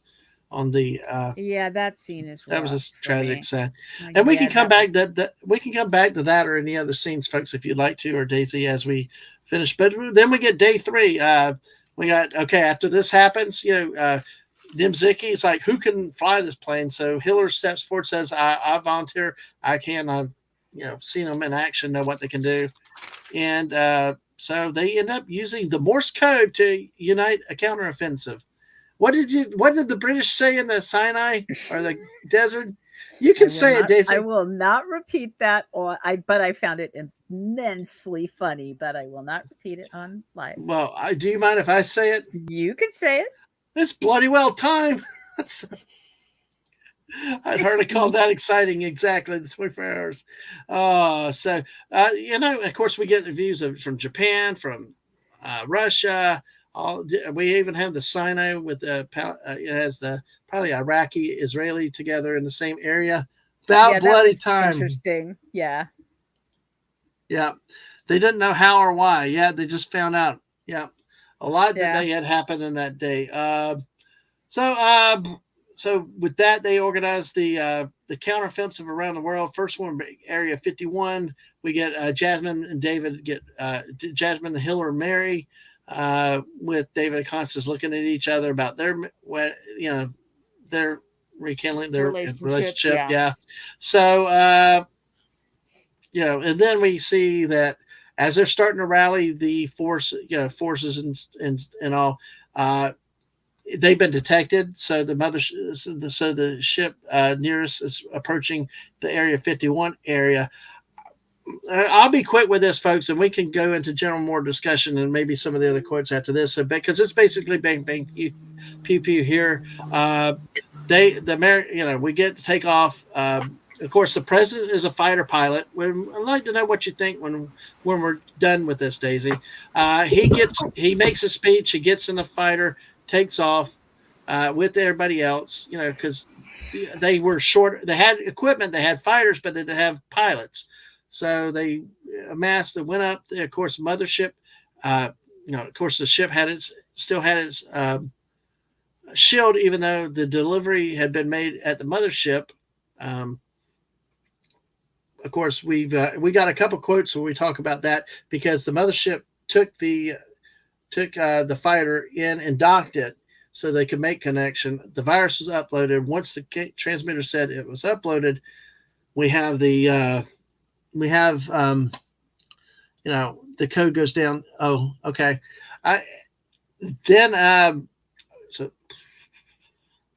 So we have the virus is uploaded. Word goes down. They start launching the missile. First one's ineffective, so they go to break off attack. Whitmore says, "No, give me another shot." Goes through, takes another shot. Missile hits. Okay, boom. So then everybody starts shooting missiles wildly. No damage. Damage is being done, but very little, really, practically. So, but then again, of course, all the mini ships come out, and everywhere. So, and we find out the virus also affected those mini ships. So, we actually had a fight. Fighters versus alien ships. And of course, David Levinson and Hiller are up in the controller. Now, the aliens are getting aware of it, of the virus. It's affecting all their systems and stuff. And Hiller goes to get out of there, and the ship cannot undock. So, and then that started, and they kept doing it. So they finally start, and they start to open the shield. So hide, so then they hide. And basically to run this to close, that basically we get the back and forth between the two, all the fighting, all the missiles have been shot, released. But just before that, after Whitmore's missile missed the primary target, the next guy next to him was about to go in with his missile. He got destroyed. So of course we had anybody got any missiles? I'm sure the military does that over an open line. I do, sir. Russell Case, I always like Russell Case, always saluting when he was in the fighter. Like, always salute Russell Case, sir. He'd salute it. It's like, I'm packed and ready. And then so they go plow the road. He goes. So, obviously we know what happens, because they're showing this missile very conveniently, and it jams. It does not fire. Mm-hmm. It does not fire. So he's and I'm going to do this in the order I believe it was shown, because we do have the part up in the escape out of the mothership too. But with this one of the greatest line, "Tell my kids I love them very much." And he pulls the mask off, and he goes and uses the fighter to fly in there to hit the and we're going to talk about a couple of quotes in just a minute. Missile detach failure. Exactly. That's what it had. And the Yep. thing. And he ended up, hello, boys, I'm back. And then we get the explosion, backs up, and then inverts all the fire back into the ship, blows up the ship, which crashes. Yay. And then, of course, we see the mop up of the alien crafts in that local area. Then we get back to the mothership with Levinson and Hiller, and of course they got three fighters that come up and like kind of like the Las Vegas bouncer guys when you had your kid by the gambling machines for like 2 seconds to that's get you not out of allowed. there. No, I couldn't even stop and tell my sister I was taking my niece off somewhere. They were so on us. It was ridiculous. But Yep. seriously, you can't even stop for a second. No, there's a carpet. Yep. There's little lines on either side of the carpet, and the casino machines are on the other side of that line. And if a child under the age of 18 walks across that line, the security will show up and get you. Nope, you can't be here. I love these lines. Yeah. We're going to talk about some more of these lines. And Sashi, though, observes that apparently at the time, the U.S. only had the F/A-18. Yeah, that's it. Yep. No other fighters. F-18s. So we got them up there, and it's they're going to launch. The last thing to do because it was to launch the missile, which I love the Jolly Roger pirate thing. Yeah. The Jolly Roger pirate thing was a har har har har, and it's like, the laugh. and it's like peace, and then the missile goes through. Actually takes out one of the aliens where it lands there, and lands in there. So they get freed, and then it's a race. They're getting shot at. We've got a couple of the lines here we can do with that, and then of course, obviously, they outrun everybody, escape, and mothership blows up. They come back to Earth all in a crash ship, and happy. From then on, it's pretty much an end of a movie. So Yeah, I promised you. Didn't I promise you fireworks on the 1st of July? Yep. No F-16, no F-15, no F-22. No, we didn't have any of those. We only had F-18s. That's it. Nope. Yep. That's it. But yeah, and of course they had shots around the world because the General Gray comes back, get on the line, tell them, get it. Whitmore says, spread the news. Get online, tell them how to bring them sons of bitches down, and of course, and of course, we see around the world different places. I think in Sydney, Australia, we had the Opera House there. Yep, it was in the background. They had one in Africa. Nice of them not to actually take the Opera House out, because in a lot of sci-fi movies, they like take out Tower Bridge in London, and they take out the Opera House in Sydney. They take out all of the landmarks. Go bye-bye. Yeah, exactly. So I want to. So that's pretty much the movie, folks. So right now we're going to kind of go in general talk and stuff. Daisy, do you have? I'm looking up something real quick. Do you have any thoughts about anything that I may have missed? I do want to get back to some of the lines like we talked about beforehand. Mm-hmm. I would just reiterate because we touched on it very briefly. 2 things. One would be the music. This is a very bombastic blockbuster type movie, and the music did whatever was going on. So if things were blowing up, it was this, sometimes it was scary-ish, kind of like we don't know whether we're going to blow them up or we are blowing them up, and it's all heroic music. And then there were quiet times when the music could be either sad or more tender moments between couples. Mm-hmm. And it's not, your brain doesn't always pay attention to the music per se, but the scene wouldn't work the same without the music. Right. So when in this one, I think the way that they even had choir in some of it. And when they went into the ship itself, the music changed slightly. It was slightly more sci-fi because now you're in the alien ship and they're looking around like, wow, what is all of this? And how many of them are there? The aliens themselves, individual aliens. Mm-hmm. And so the music I really liked. The other thing is I really appreciated the miniatures when they were blowing up cars and throwing them about. You felt that when the cities were being blown up, or the buildings themselves. That beam didn't have to start at the top of the building and blow it down one floor at a time, obviously. But I really appreciated the special effects in this movie, and I thought a great many of them aged quite well. Now, there were some scenes where you were going, okay, this movie was made a long time ago, but a Mhm. lot of them were held up quite well because they weren't CGI. They Right. weren't 1996 CGI. They were miniatures that got destroyed, and that tends to hold up better. I mean, I'm sure there Right. was some CGI in there, but Yeah. it was done very, very well. Hmm. Yeah, I love the music in this. The music, I will say, even like Emmerich's music is really good. Even Day After Tomorrow was good with the music.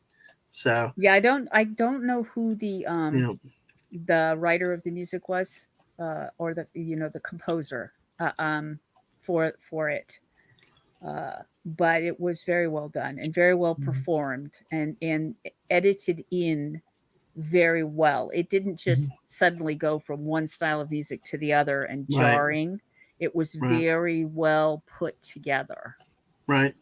And Sashi's on fire today. It's like aliens Hmm. take out all the tourist attractions to make sure they aren't distracted. Yep, Yeah, I know.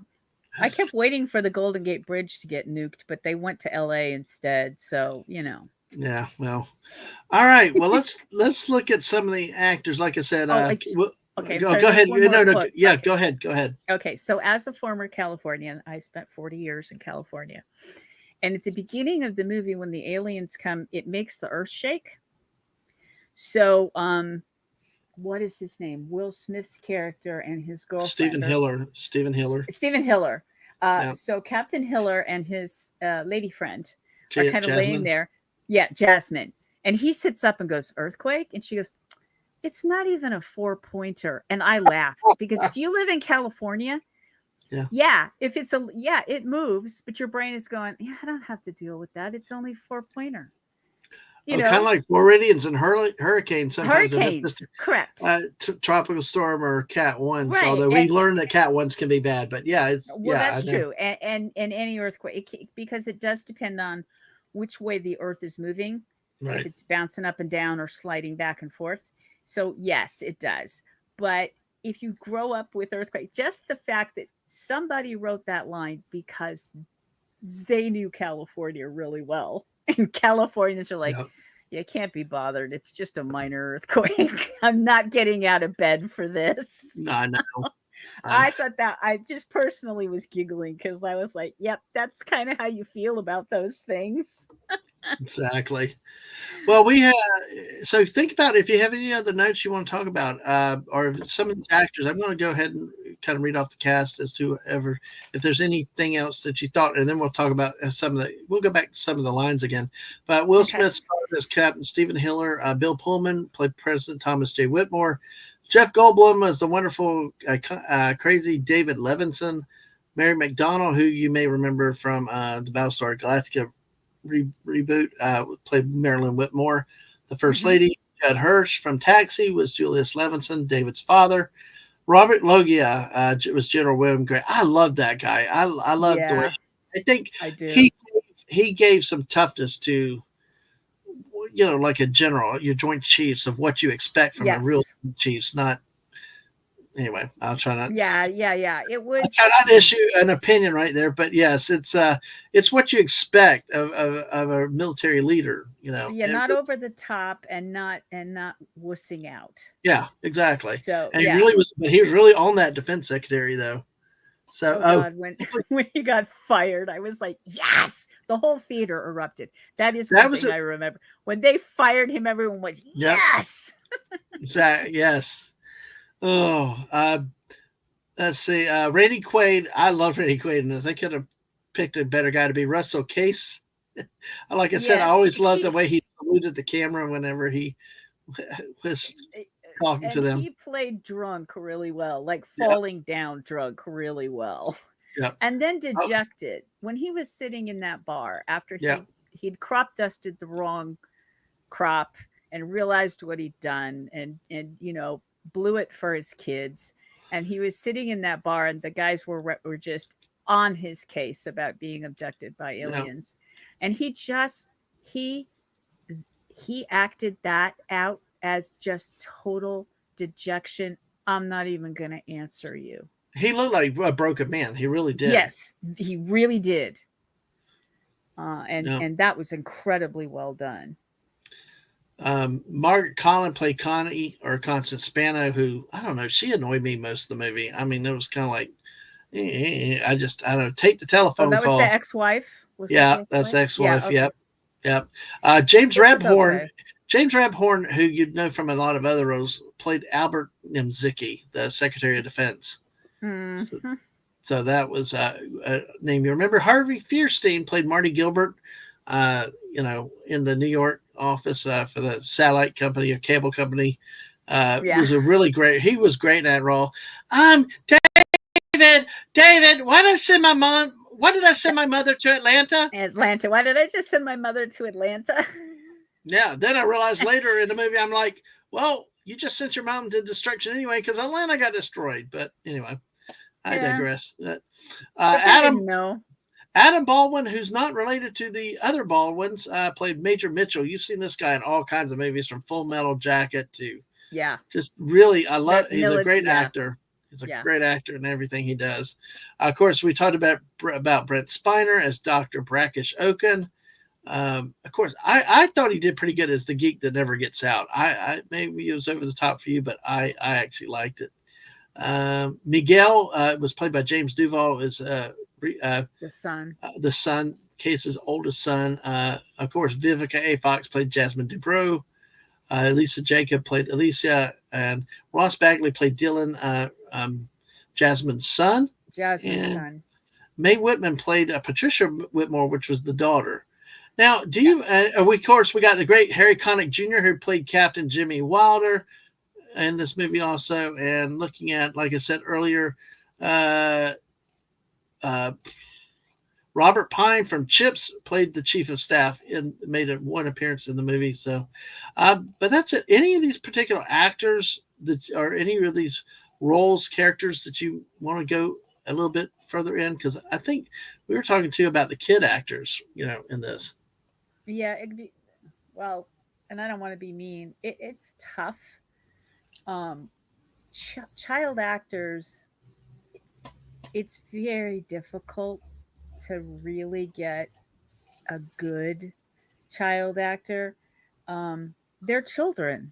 I mean, like, duh. And so to try to get a child to convincingly play a role, to look afraid, to look dejected, to look happy, it doesn't always work. Um, so I know you liked Miguel. It's not that I didn't like him. It's just he didn't emote. There wasn't a range for Mm-hmm. me. Um, and a very important line is, his father obviously sacrificed himself to kill the Right. first vessel, and uh, the gentleman, I think it was Major Mitchell, came up to him and said, because they were all cheering, yes, yes, and then it dawned on him, well, that kid's dad just died. So he came over and he said, your dad, I can't remember the line exactly, but basically, your dad died a hero, and you should be proud of him. And he turns and he goes, I am. And it was, to me, it wasn't quite the emotion Mm-hmm. that because earlier when it was obvious, and he said, the pilot said, tell my children I love them very much. That young man was standing behind a glass wall thing, and he did look shocked, and he ran around and, dad, that he did well. But the part where the I'm terrible with names. When the major said, your dad's here, he goes, I know. that one he didn't quite pull off for me. No. Yeah, I But got so the president's daughter was very young, and I think she did as best a job as she could to show different things. Obviously, the big scene when the Mhm. first lady dies, quite emotional for me. Even though obviously I've seen this movie multiple times, I know it's just a movie, Mhm. but that hit me really hard. And when he sits down with her and she goes, "Is mommy sleeping now?" And he goes, "Yes, mommy's sleeping." And I'm just like, okay, okay, turn off the waterworks. Don't Yeah. start crying, you know? And she did her best. She did then look down, Yeah. you know. But it is just difficult with child actors. Yeah. They're children first, you know. Yeah. Oh, Yeah. thank you, Mrs. It's what your dad did was very brave. And the response was, "I know." Yeah, it's Yeah. just the way he looked and acted with that was a little off for me. Mm. But Mrs. liked it. Oh my So God. so good. Sashi's killing me. Well, he did I say, didn't as my know how generation says, up yours, yes. up yours. And it did go backwards, like the plumbing blew up backwards. Well, let's get to some of the quotes that we But like. see, I do like here. it that Mrs. actually liked it. So want to Yeah. highlight hers. She Yeah. says, "I think he Yeah, I did did. well. He did well because he was like, duh, idiot. Of course he was very brave." True, it could be taken that way. Yes. Yep. Yes. All right. Well, we're going to move into some things. A couple little thoughts that I have here of my observations about guests in the movie. If you want to double check your notes real quick. Yes. If you I have remember 2 back in pages the of notes. okay, if you well, we'll go through them. I have 2.5 pages of notes, but we cool, have awesome. hit some of them. Well, you figure out which ones we still need to hit because we have time. I want to hit them, but let's see. Do a Sorry, couple I things. No, distracted you're you. no, you're good. No. The McLaughlin report. If you were around in the 90s, wrong.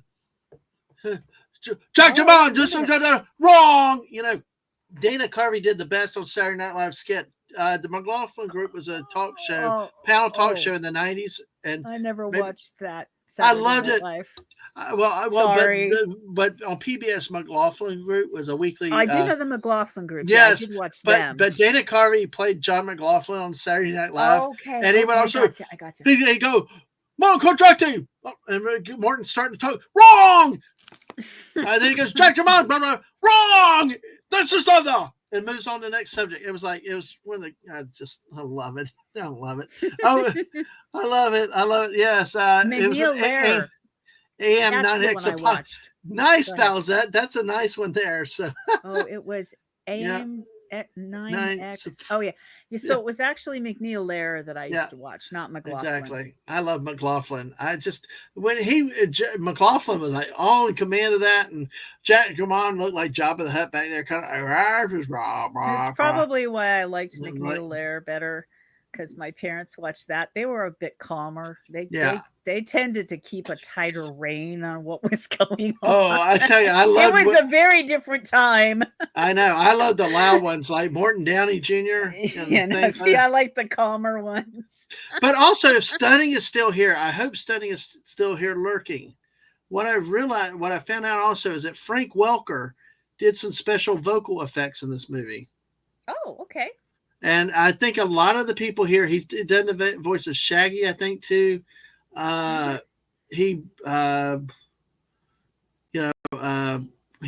has done so much stuff. He's big into Transformers. I know a lot of the voices for Transformers and a lot of the cartoons that we have seen over the years. And I suddenly got to meet Frank Welker recently. So nice. What did he do in this movie?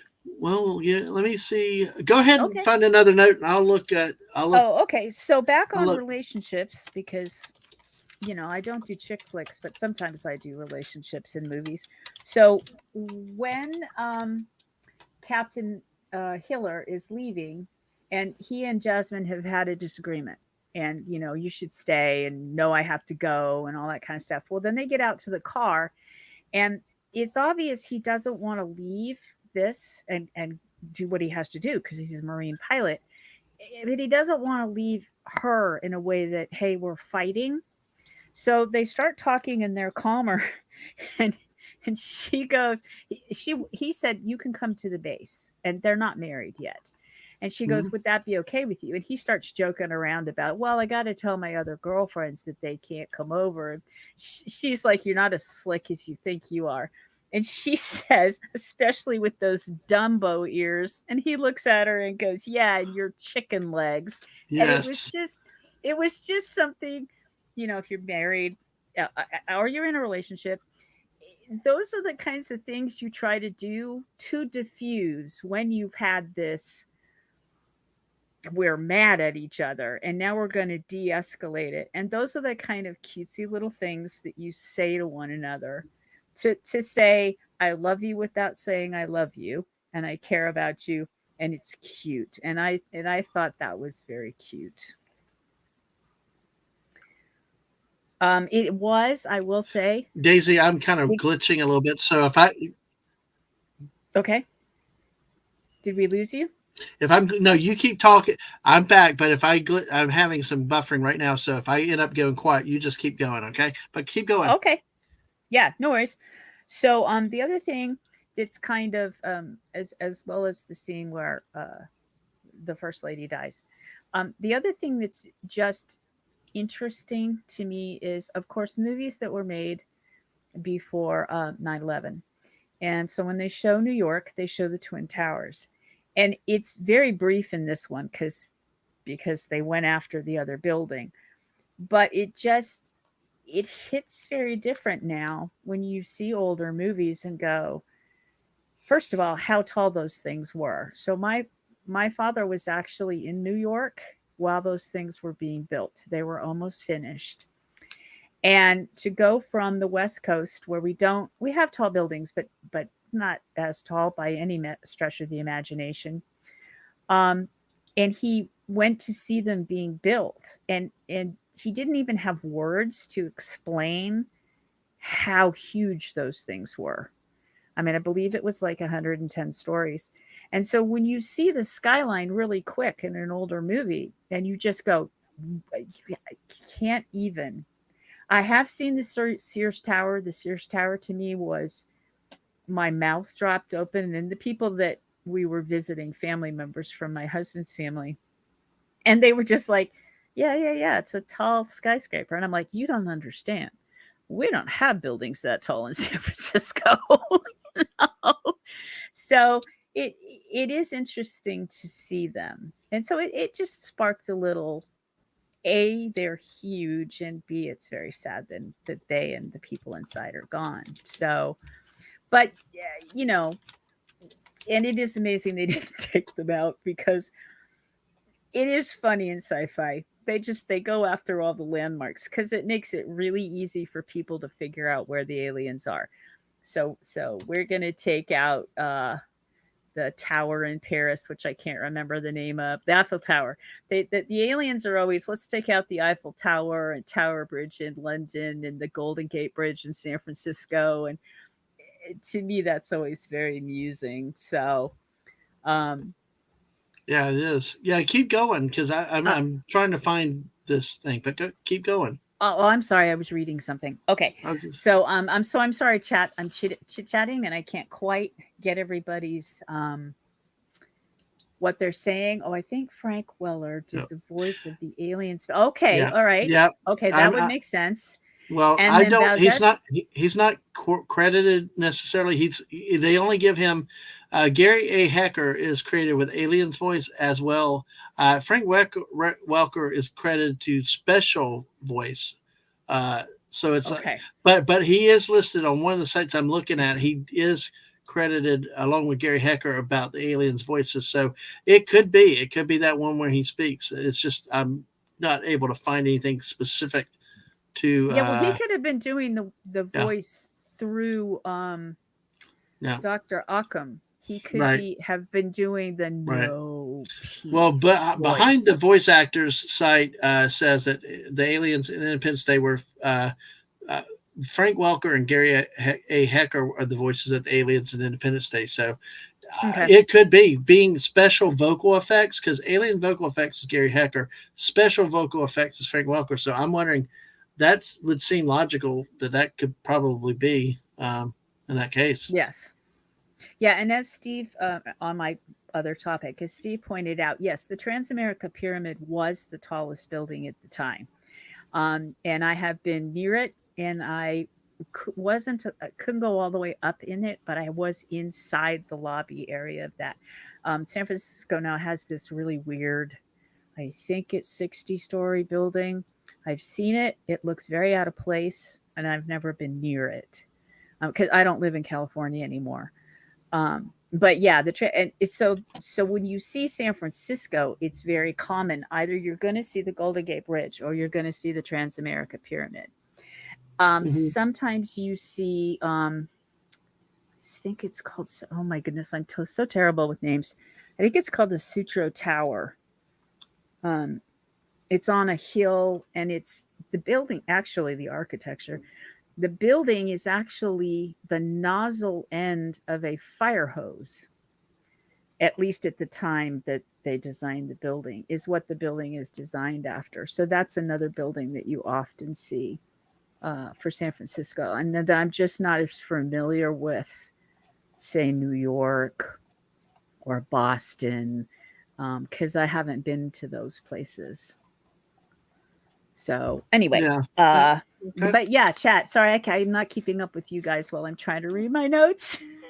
I know. Neither am I. Okay, I figured out what Misclick. the. I Yeah. did think it was funny because people are always saying like they wish California would drop into the ocean because they're all Right. crazy. And Well, in good. this movie, they were showing the Californians being incredibly silly and standing on top of a building. Hey. Oh, we welcome you. Hello. Oh my God. And then the thing opens and she goes, Mm. "It's beautiful." Oh, I'm one going, of the you people, stupid idiot.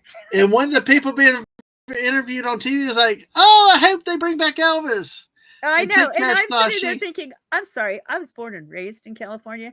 Again, I reiterate, the minute one of those things shows up, Mhm. I'm in my car. I've got my, whichever pet right now would be my cat, my husband, my son, whoever's with me, and we are out of here. I am not Yeah, going exactly. to be one of those crazy Californians going, oh, let's let the aliens blow us to Yeah. smithereens. Yes, exactly. But it was funny that they were still making fun of California way back in the Oh, you 90s. got It's not a new absolutely thing. no. It's not a new thing. They Sorry, deserve it. kids. They We've all deserve done it. it before you. Well, do you want to? Let me think. Do you have anything else Yeah. that you want to cover? Because If you I know chit, you got part of the script too. well, if you chit chat for a minute, I'll look through my notes. Okay. All right, all right. This also, the movie has some of the greatest lines, comments, and stuff like that. Of course, of the famous speech that a lot of people look back to. I love watching a speech as a pep rally. Yep. Is that Whitmore on the July 4th goes out. They're walking out of the hangar and they're like, he's told that the pilots are scarce, and after he made a comment that they're awfully green looking and they're young, but hey, he takes the little walkie-talkie thing, and then, good morning. PA doesn't work, turns it on. Good morning. In less than an hour, aircraft from here will join others from around the world, and you will be launching the largest aerial battle in the history of mankind. Mankind. That word should have new meaning for all of us today. We can't be consumed by our petty differences anymore. We will be united in our common interests. Perhaps it's fate that today is the 4th of July, and you will once again be fighting for our freedom, not from tyranny, oppression, or persecution, but from annihilation. We are fighting for our right to live, to exist. And should we win the day, the 4th of July will no longer be known as an American holiday, but as a day the world declared in one voice. We will not go quietly into the night. We will not vanish without a fight. We're going to live on. We're going to survive. Today, we celebrate our Independence Day. Yay! I And the mean, crowd that goes was, wild. Actually, it was a very good speech. Yes, it was. It's one of the best movie speeches I've ever been. Like I said, I like to watch it just to chills, Now, and it also was a did you great see scene in the this? theater. Yeah, I was gonna say, did you see it in the theater? Because the theater really, Yes. really, that was like, yes, that was another one of those moments where the Hmm. crowd that we were with was very into that speech. Yes, yes. Oh, they were. I mean, there's the crowd was really Yeah. into this movie. So, and the goofy salutes. Yeah, I saw a few of the goofy salutes. So, or they might have been British. They might have been British salutes. So no, with an open Well, the palm. Aussies turn their hand up, their palm up when they salute. I think it's the Aussies. Um, Mm, we have our palm down when we salute, and I believe it's the Aussies, and they turn their hand upwards when they salute. no. I don't think the Brits do that. Yeah, I can't really remember, honestly. I don't remember. Yeah, I don't remember all the salutes. I do know how the naval one looks because my husband was in the Navy. And so when we were dating and he wasn't in the Navy at the time, so when we were engaged, he went his ship came into port and we went ahead and went on the ship as invited guests, and I was all, how does the salute go? Because I was doing it Yes. wrong. I was doing the quit, and he's nope, nope, if you're gonna do it. So he was like positioning my arm, and this is how you do it. Uh, And I'm slightly left-handed, so at the first time I did it left-handed, he goes, nope. well, Corey, Wrong. Corey, welcome, Corey. Good movie. Thank you for being here Welcome. tonight, Yes, Corey. it is. Excellent Oh, movie. yes, I thought Brent palm face out. Yes, exactly. Oh, And maybe they do. Yes, that's yes, it. That's it. yes, exactly. Yes. Like Okay. Benny Hill. Thank Just you. watch Benny. Just watch Yeah, Benny yeah, yeah. Hill. Benny Hill. That's right. I know. See, sometimes my Yeah. brain, I've seen so many movies and so much, my brain starts to become Well, mush. well, I get welcome to little old JT. lady. I'm having a senior moment. No, you're not. Stop that. And we got JT Kirk here with us too. Hey, Hello, LJT. JT. Welcome, So- Captain. Exactly. And JT and Corey, feel free to share your thoughts or comments about this movie, lines, scenes. We'll talk about it again if you have. Those of you all just joining us, be sure to hit the like button, subscribe, share it out. We're still going for a little bit longer, but yeah, share your thoughts and observations with this movie. I appreciate all y'all being here tonight. Daisy, okay, are we going to try something real quick? Oh, we can do that. I was just Okay. going to say, I really appreciated. I don't know this for a fact, but as actors on the screen, that Will Smith's character and Jeff Goldblum, they acted Yes. off one another really well. You've seen other buddy type things, and sometimes it's stilted. These guys, I could just imagine that, yeah, go out to the bar, have some fun. They really played off one another very well. And I think that brought a huge It did. plus to the movie. That was a Yeah. huge plus to the movie. It really did. It was really, really interesting and added a lot. So I'm going to show your screen real quick, Daisy, because you got part of the script. This was part of the Oh, that scripts. was the speech. This is part of the speech, and obviously it's not the final version because it's not what made it into the movie. But Yes. but Yeah, these that's the best I could find. Yeah.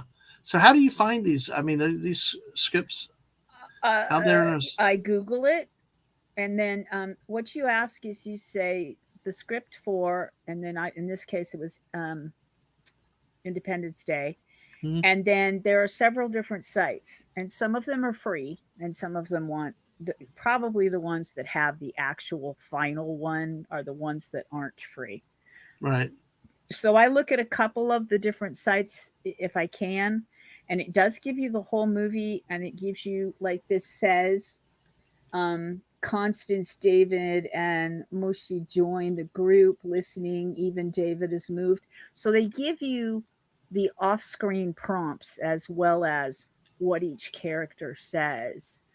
And I find that fascinating. The hard thing is that, did I mention this movie is 2 hours and 25 minutes? Because going through the script to find, I just wanted this part of the speech, And to try to find that, it's like it took me 6 or 7 minutes, and I'm also dyslexic, thumbing through. You'd flip through and then find some lines and go, oh no, that's not far enough in the movie, and you keep going and go. It was crazy. Oh yes, it is. So let's see what I do there. Oh gosh, JT rates a movie in the area 59 out of 60. 601. Oh, 60. I'm sorry, 60. I didn't see the exclamation point. Yeah. I would have thought 50 out of 51, but yeah, okay, but that works. So Daisy, we're going to try something. You talked about Levinson, about Goldblum and Will Smith. Okay, you're going to be Jeff Goldblum. Oh David God, I Levinson. can't do Jeff. Okay, guys, I don't do impressions, so. All right, well, hey, I got to be Will Smith, So I think that's a little easier. Jeff Goldblum has a very distinctive voice. Yeah, but I'm not going to do the keep my wife's mouth. Words that. I'm not doing that one. Nope. They're not doing that one. Our spaceship. Quick. Yay. Oh yeah, okay. but Wait, yeah, I will share the spaceship with everybody so you can see it in a little bit. But yeah, let's start this one up here. Okay. This one up here. Okay. Go ahead. Yes. You really think you can fly that thing? You really think you can do all that bullshit you just said? Hey, take a look at the Earthlings. Bye. Y'all take care, all right? Nothing but love for you. Nothing but love. You think they have any idea about what's about to happen to them? Oh shoot! I let's start up. I screwed up. My bad. Oh, I did too. That's my bad. Okay. All right. Go ahead. Start again, Daisy. Go ahead. Start again. We are terrible at this. Yeah, that's okay. I need to read closer. It's not alternating lines. Okay, go ahead. Yeah, I thought it was alternating lines. Yeah, okay. Let's try this again.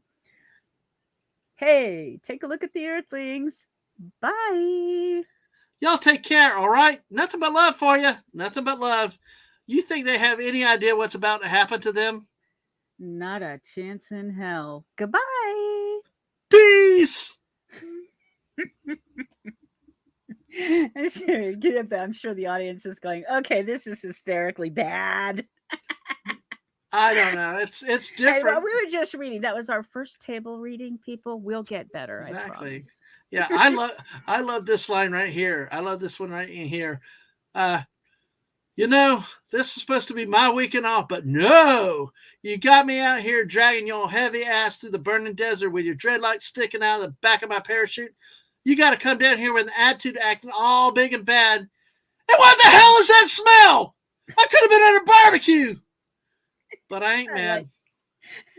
I like that. I could have been at a barbecue because it was the 4th of July. He's out in the desert. I mean, a flat, absolute salt flat style desert. And he's dragging the alien in his parachute. I could have been at a barbecue. I love it. I love doing this. Thanks for trying this with me tonight for something different, Daisy. It's kind of, hey. We're trying. We're trying. Oh, yes, exactly. Needs to kick it. Yep. Yep. I will say when he has the 2 alien fighters on him and he's going through the canyon, that special effect didn't hold up well.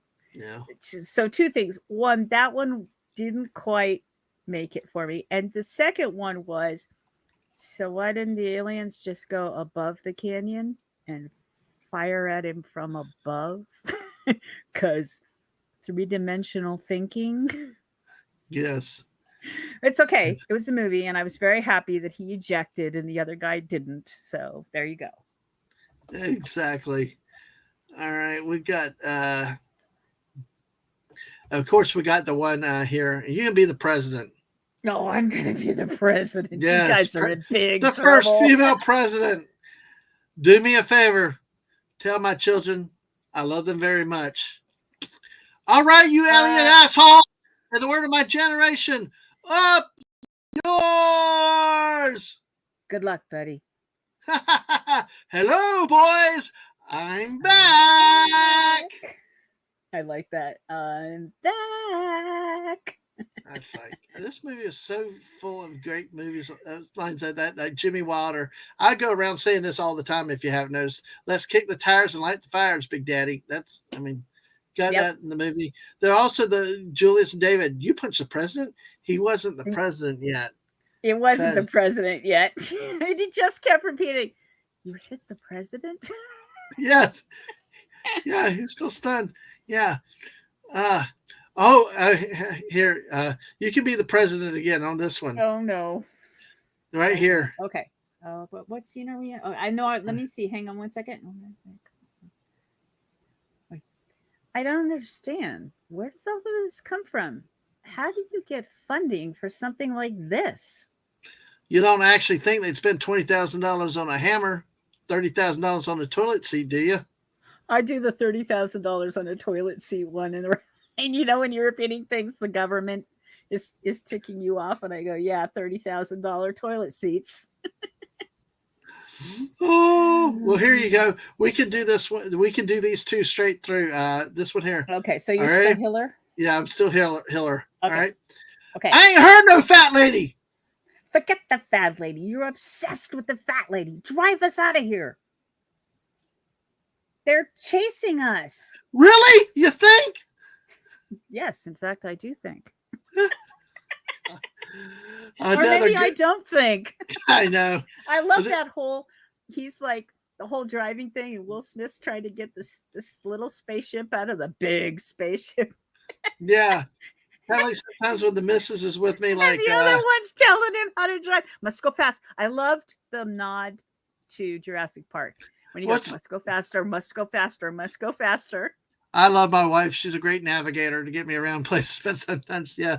Oh, yeah. One of the other lines in here is quick side seat driving. You know, it's like, Yeah.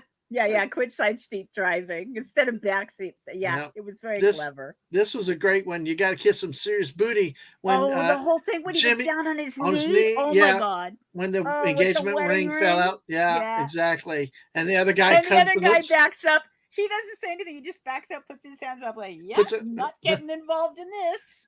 And Fallout Dave, welcome. Good to see you tonight. Good to Nope, see you tonight. no, sorry, Dave. The aliens didn't win. Oh, There here, are movies. here we Go. go, Daisy. This is going to be a long one, okay? All right. Oh God! All right, get ready, folks. What are you? You're torturing a dyslexic, you know. It's okay. You'll have revenge on me later. My reading glasses are clean. Go All ahead. right. Okay. All right. We got to do this one since we took it. Here. Oh dear. You're Levinson again. I'm Levinson again. Okay. We're hit. We took a hit. We're not hit. We're not hit. Stop side seat driving. Tunnel. Wait. Oh, left. Tunnel. Exit. Left. Where the hell do you think I'm going? Okay. We're they're closing in on us. They're closing. Shut up. Must go faster. Go.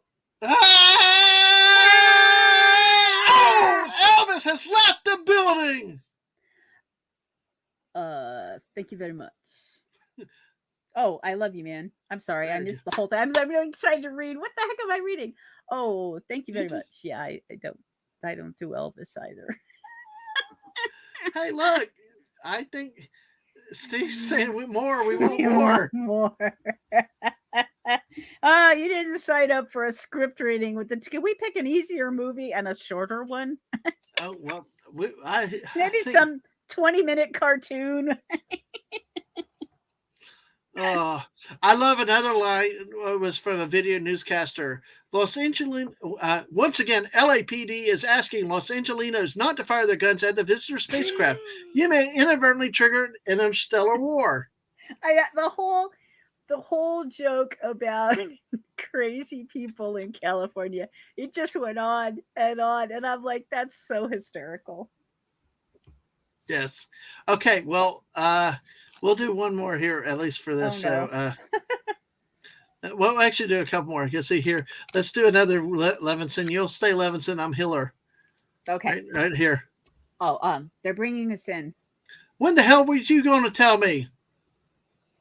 Oops. We're going to have to work on our communication. Yeah, because that's from that's Yeah, after I the, like that. earlier. That was than- after the first oops when Oh, the captain here, backs. here we go. Right here. And this, Oh, okay. crash. Oops. Well, what do you mean, oops? Some church put this the wrong way around. Don't say oops. Oh, sorry, my bad. What do you say we try that again? Yes. Without the oops. That way. Yeah. Yeah, the whole oops That's thing awesome. was funny. All right. Well, hey. Oh, All right. We'll do one last one, Daisy. Thank you for no, doing I'm this. done. Okay. Let's So say I'm if you still can be Julia. Levinson, if you can be Levinson one more time, I'll do the rest of them. Yeah, I can keep up. But Okay. so I'm Levinson and I'm the president. Is that and you're everybody else? Or wait, oh, I'm Julius and David. You be yeah, you be the Levinsons. I'll be Gray Whitmore and Nimzicki. Okay. Hey! Don't tell him to shut up. You all would be dead now if it weren't for my David. None of you did anything to prevent this. There was nothing we could do. We were totally unprepared for.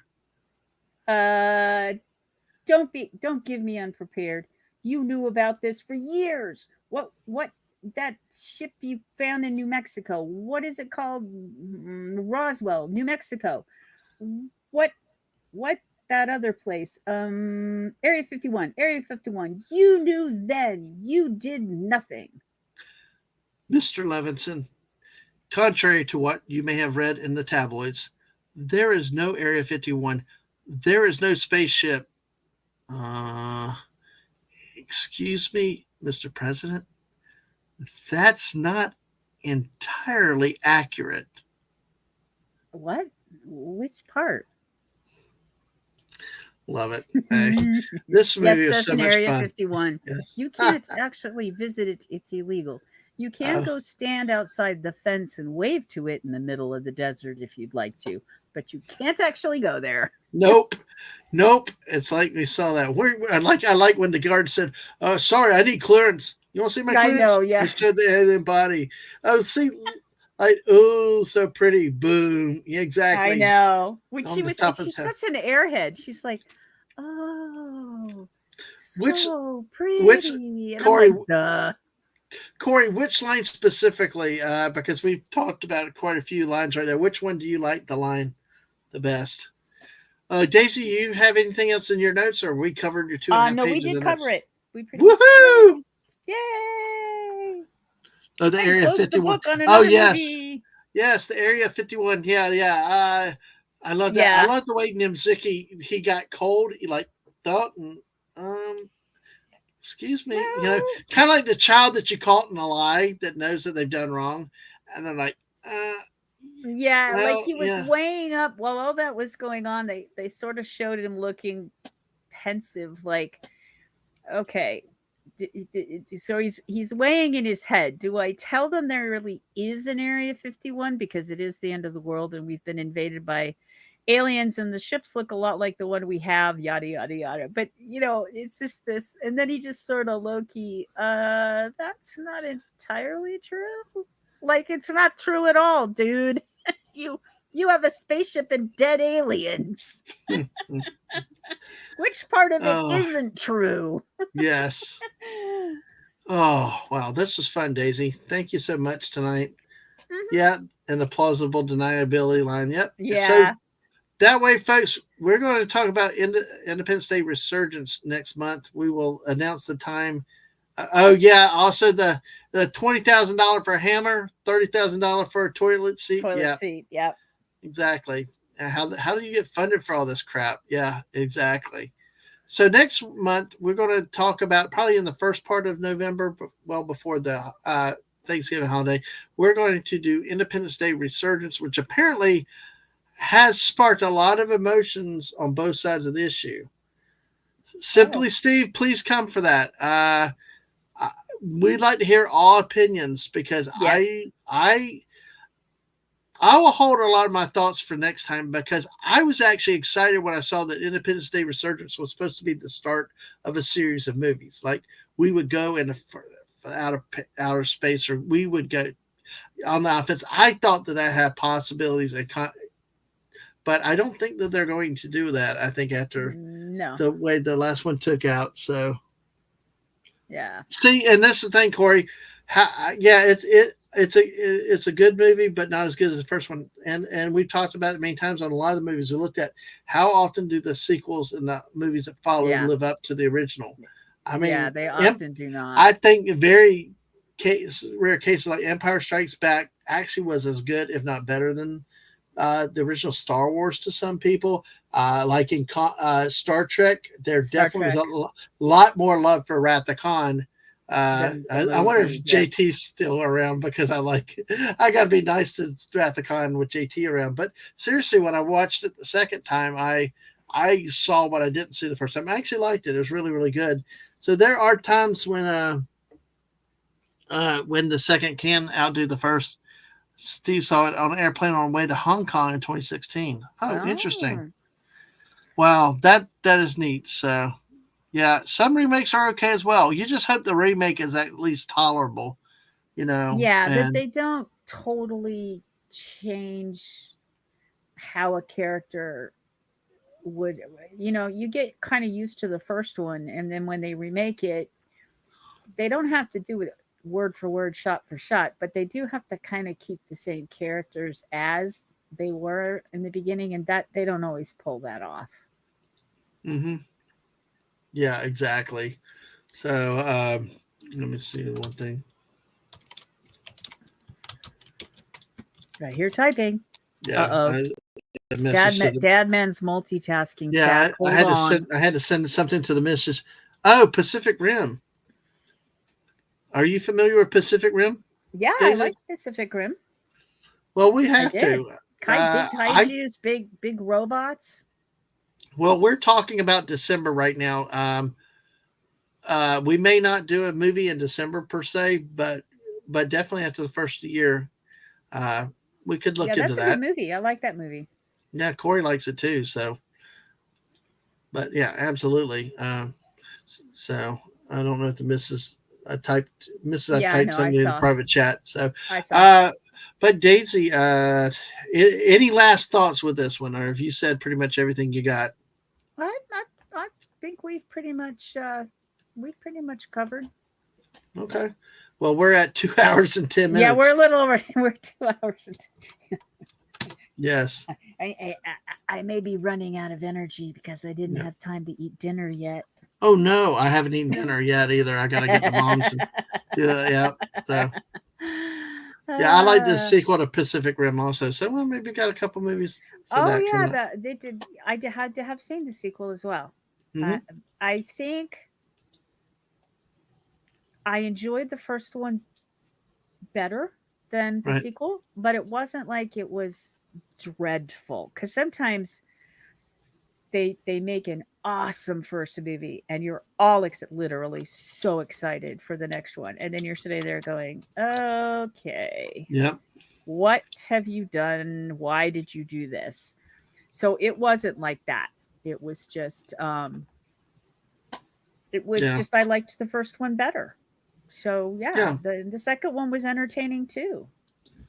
Yeah. Some movies the first one does it for me because it introduces everything. But Yes, right. It I sets everything up. Like the first yeah. Pirates of the Caribbean was amazing to me, hmm and the next 8,000 were not quite as exciting. The first time you see the special effects where these pirates turn into skeletons, hmm Yeah. that was very cool. But once you've seen that, it gets difficult to pull it off again. So, Yeah. And see, I like. Oh, I like hi. one thing I liked was the music to the president's speech in this one really helped, and Hmm. also with Resurgence, we see in that something that went on in the first movie that we never saw in the first movie, which is I think really, really interesting, and we'll talk about that later. So let's see, yeah, Hi, T2. Mrs.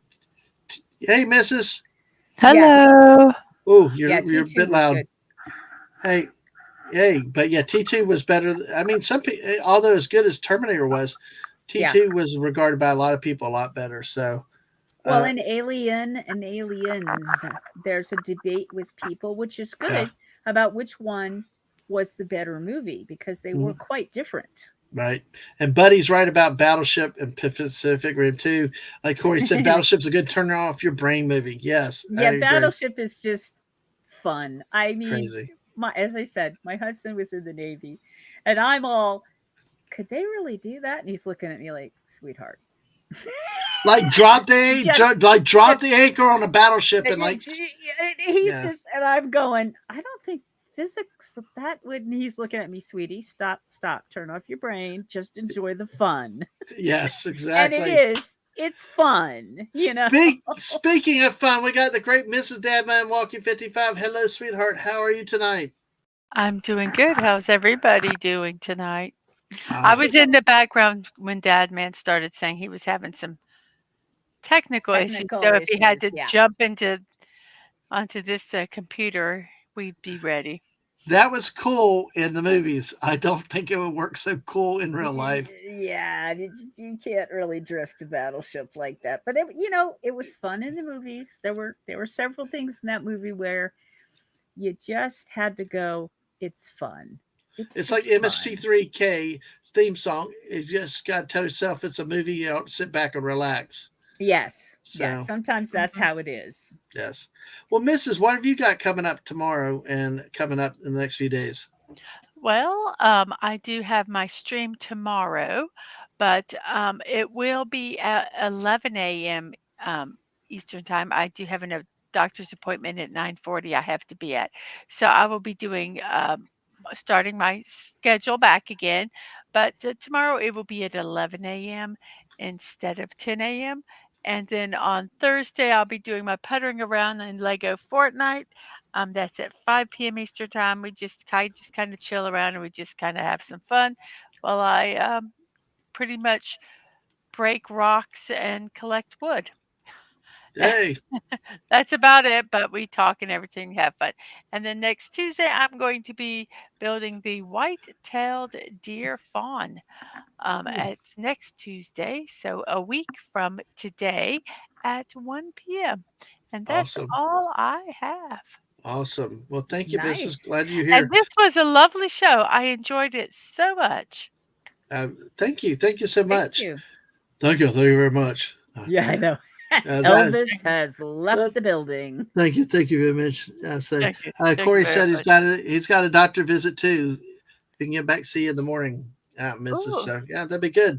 Good to have you back in the morning. So I know it's getting cooler out there. One thing is, this was the background we had tonight, folks.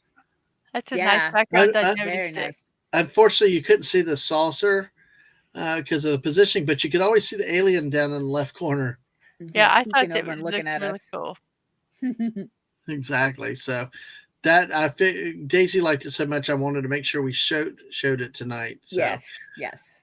All right. Thank you. Well, with me, normally tomorrow night would be the night for college football talk, SEC talk, but probably will not happen because we're taking Ang out for birthday dinner tomorrow, a night early, and a lot of things have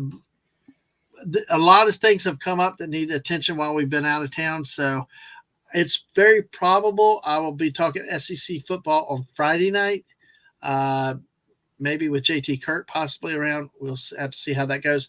Of course, on Saturday night, I'm going to try to do a scoreboard show after the Florida-Georgia game. So maybe I'll watch in the Florida-Georgia game with y'all. Who knows what? But, hey, it's always fun to talk college football. So this week I don't really have any other planned streams. I'll go random as I've been doing lately. Like I said, the next month's going to be interesting and flux at times. So, but after that, in the first of the year, hope things get a little more stable. But thanks for everybody's support and for continue to hang out and get the word out about the channel. Thank you to my amazing wife for all her support, for doing stuff, and keeping this going and keeping up the encouragement.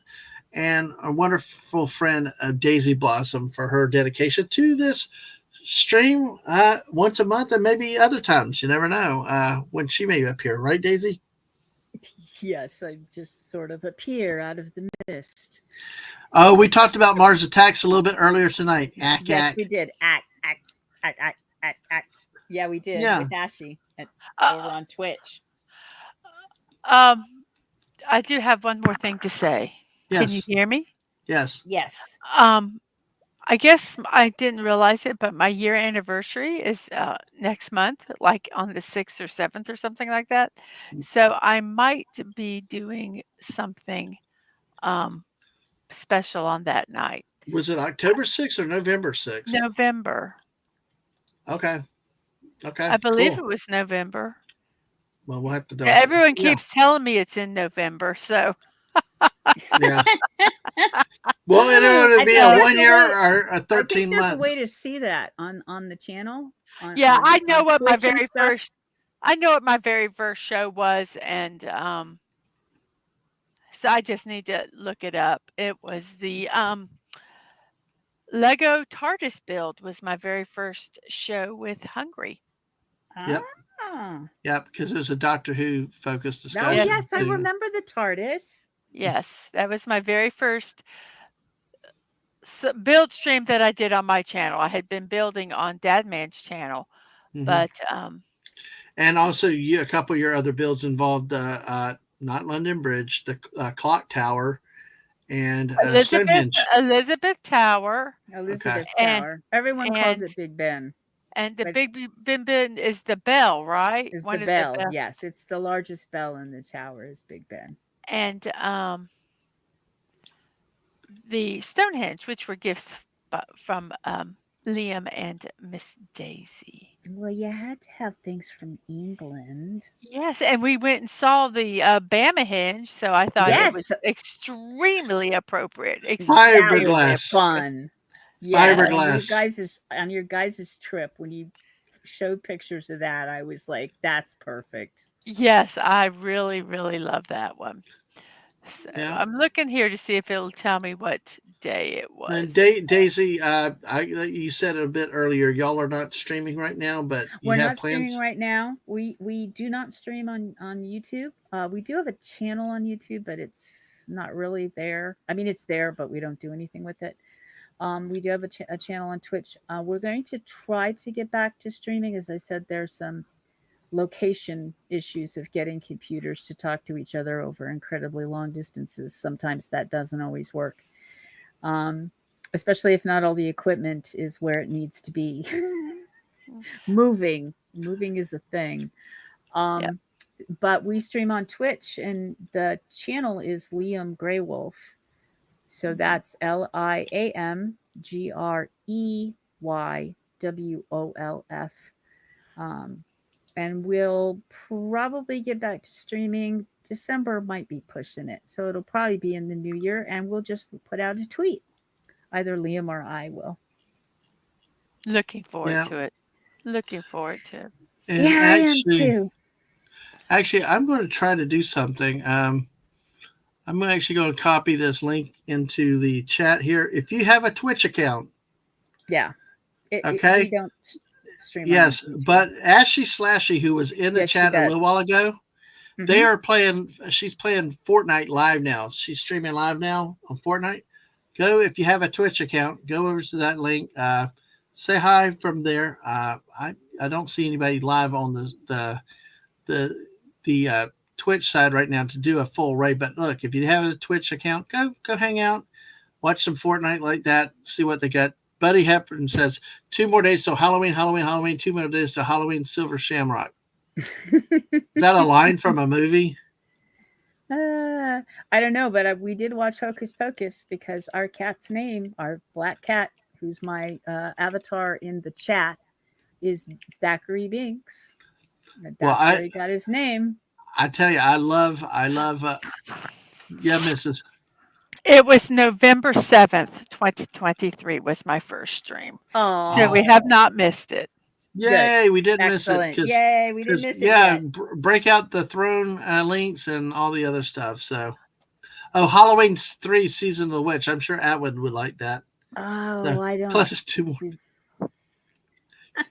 I know. I don't. Yeah, I Halloween don't 3. do Wow. the Halloween kinds of movies or too. Yep. I don't No, do the slashery kind of movies and Hocus Pocus is silly. The second one, was. speaking of second movies, so Yeah. they made a Hocus Pocus 2. And I do really appreciate the effort that the original actors and actresses put into the characters after so many years. Mhm. It was fine. It wasn't quite the same. The first one was just so silly fun. It wasn't quite the same. But, I loved the girls, Yes. the the actors that played their young counterparts.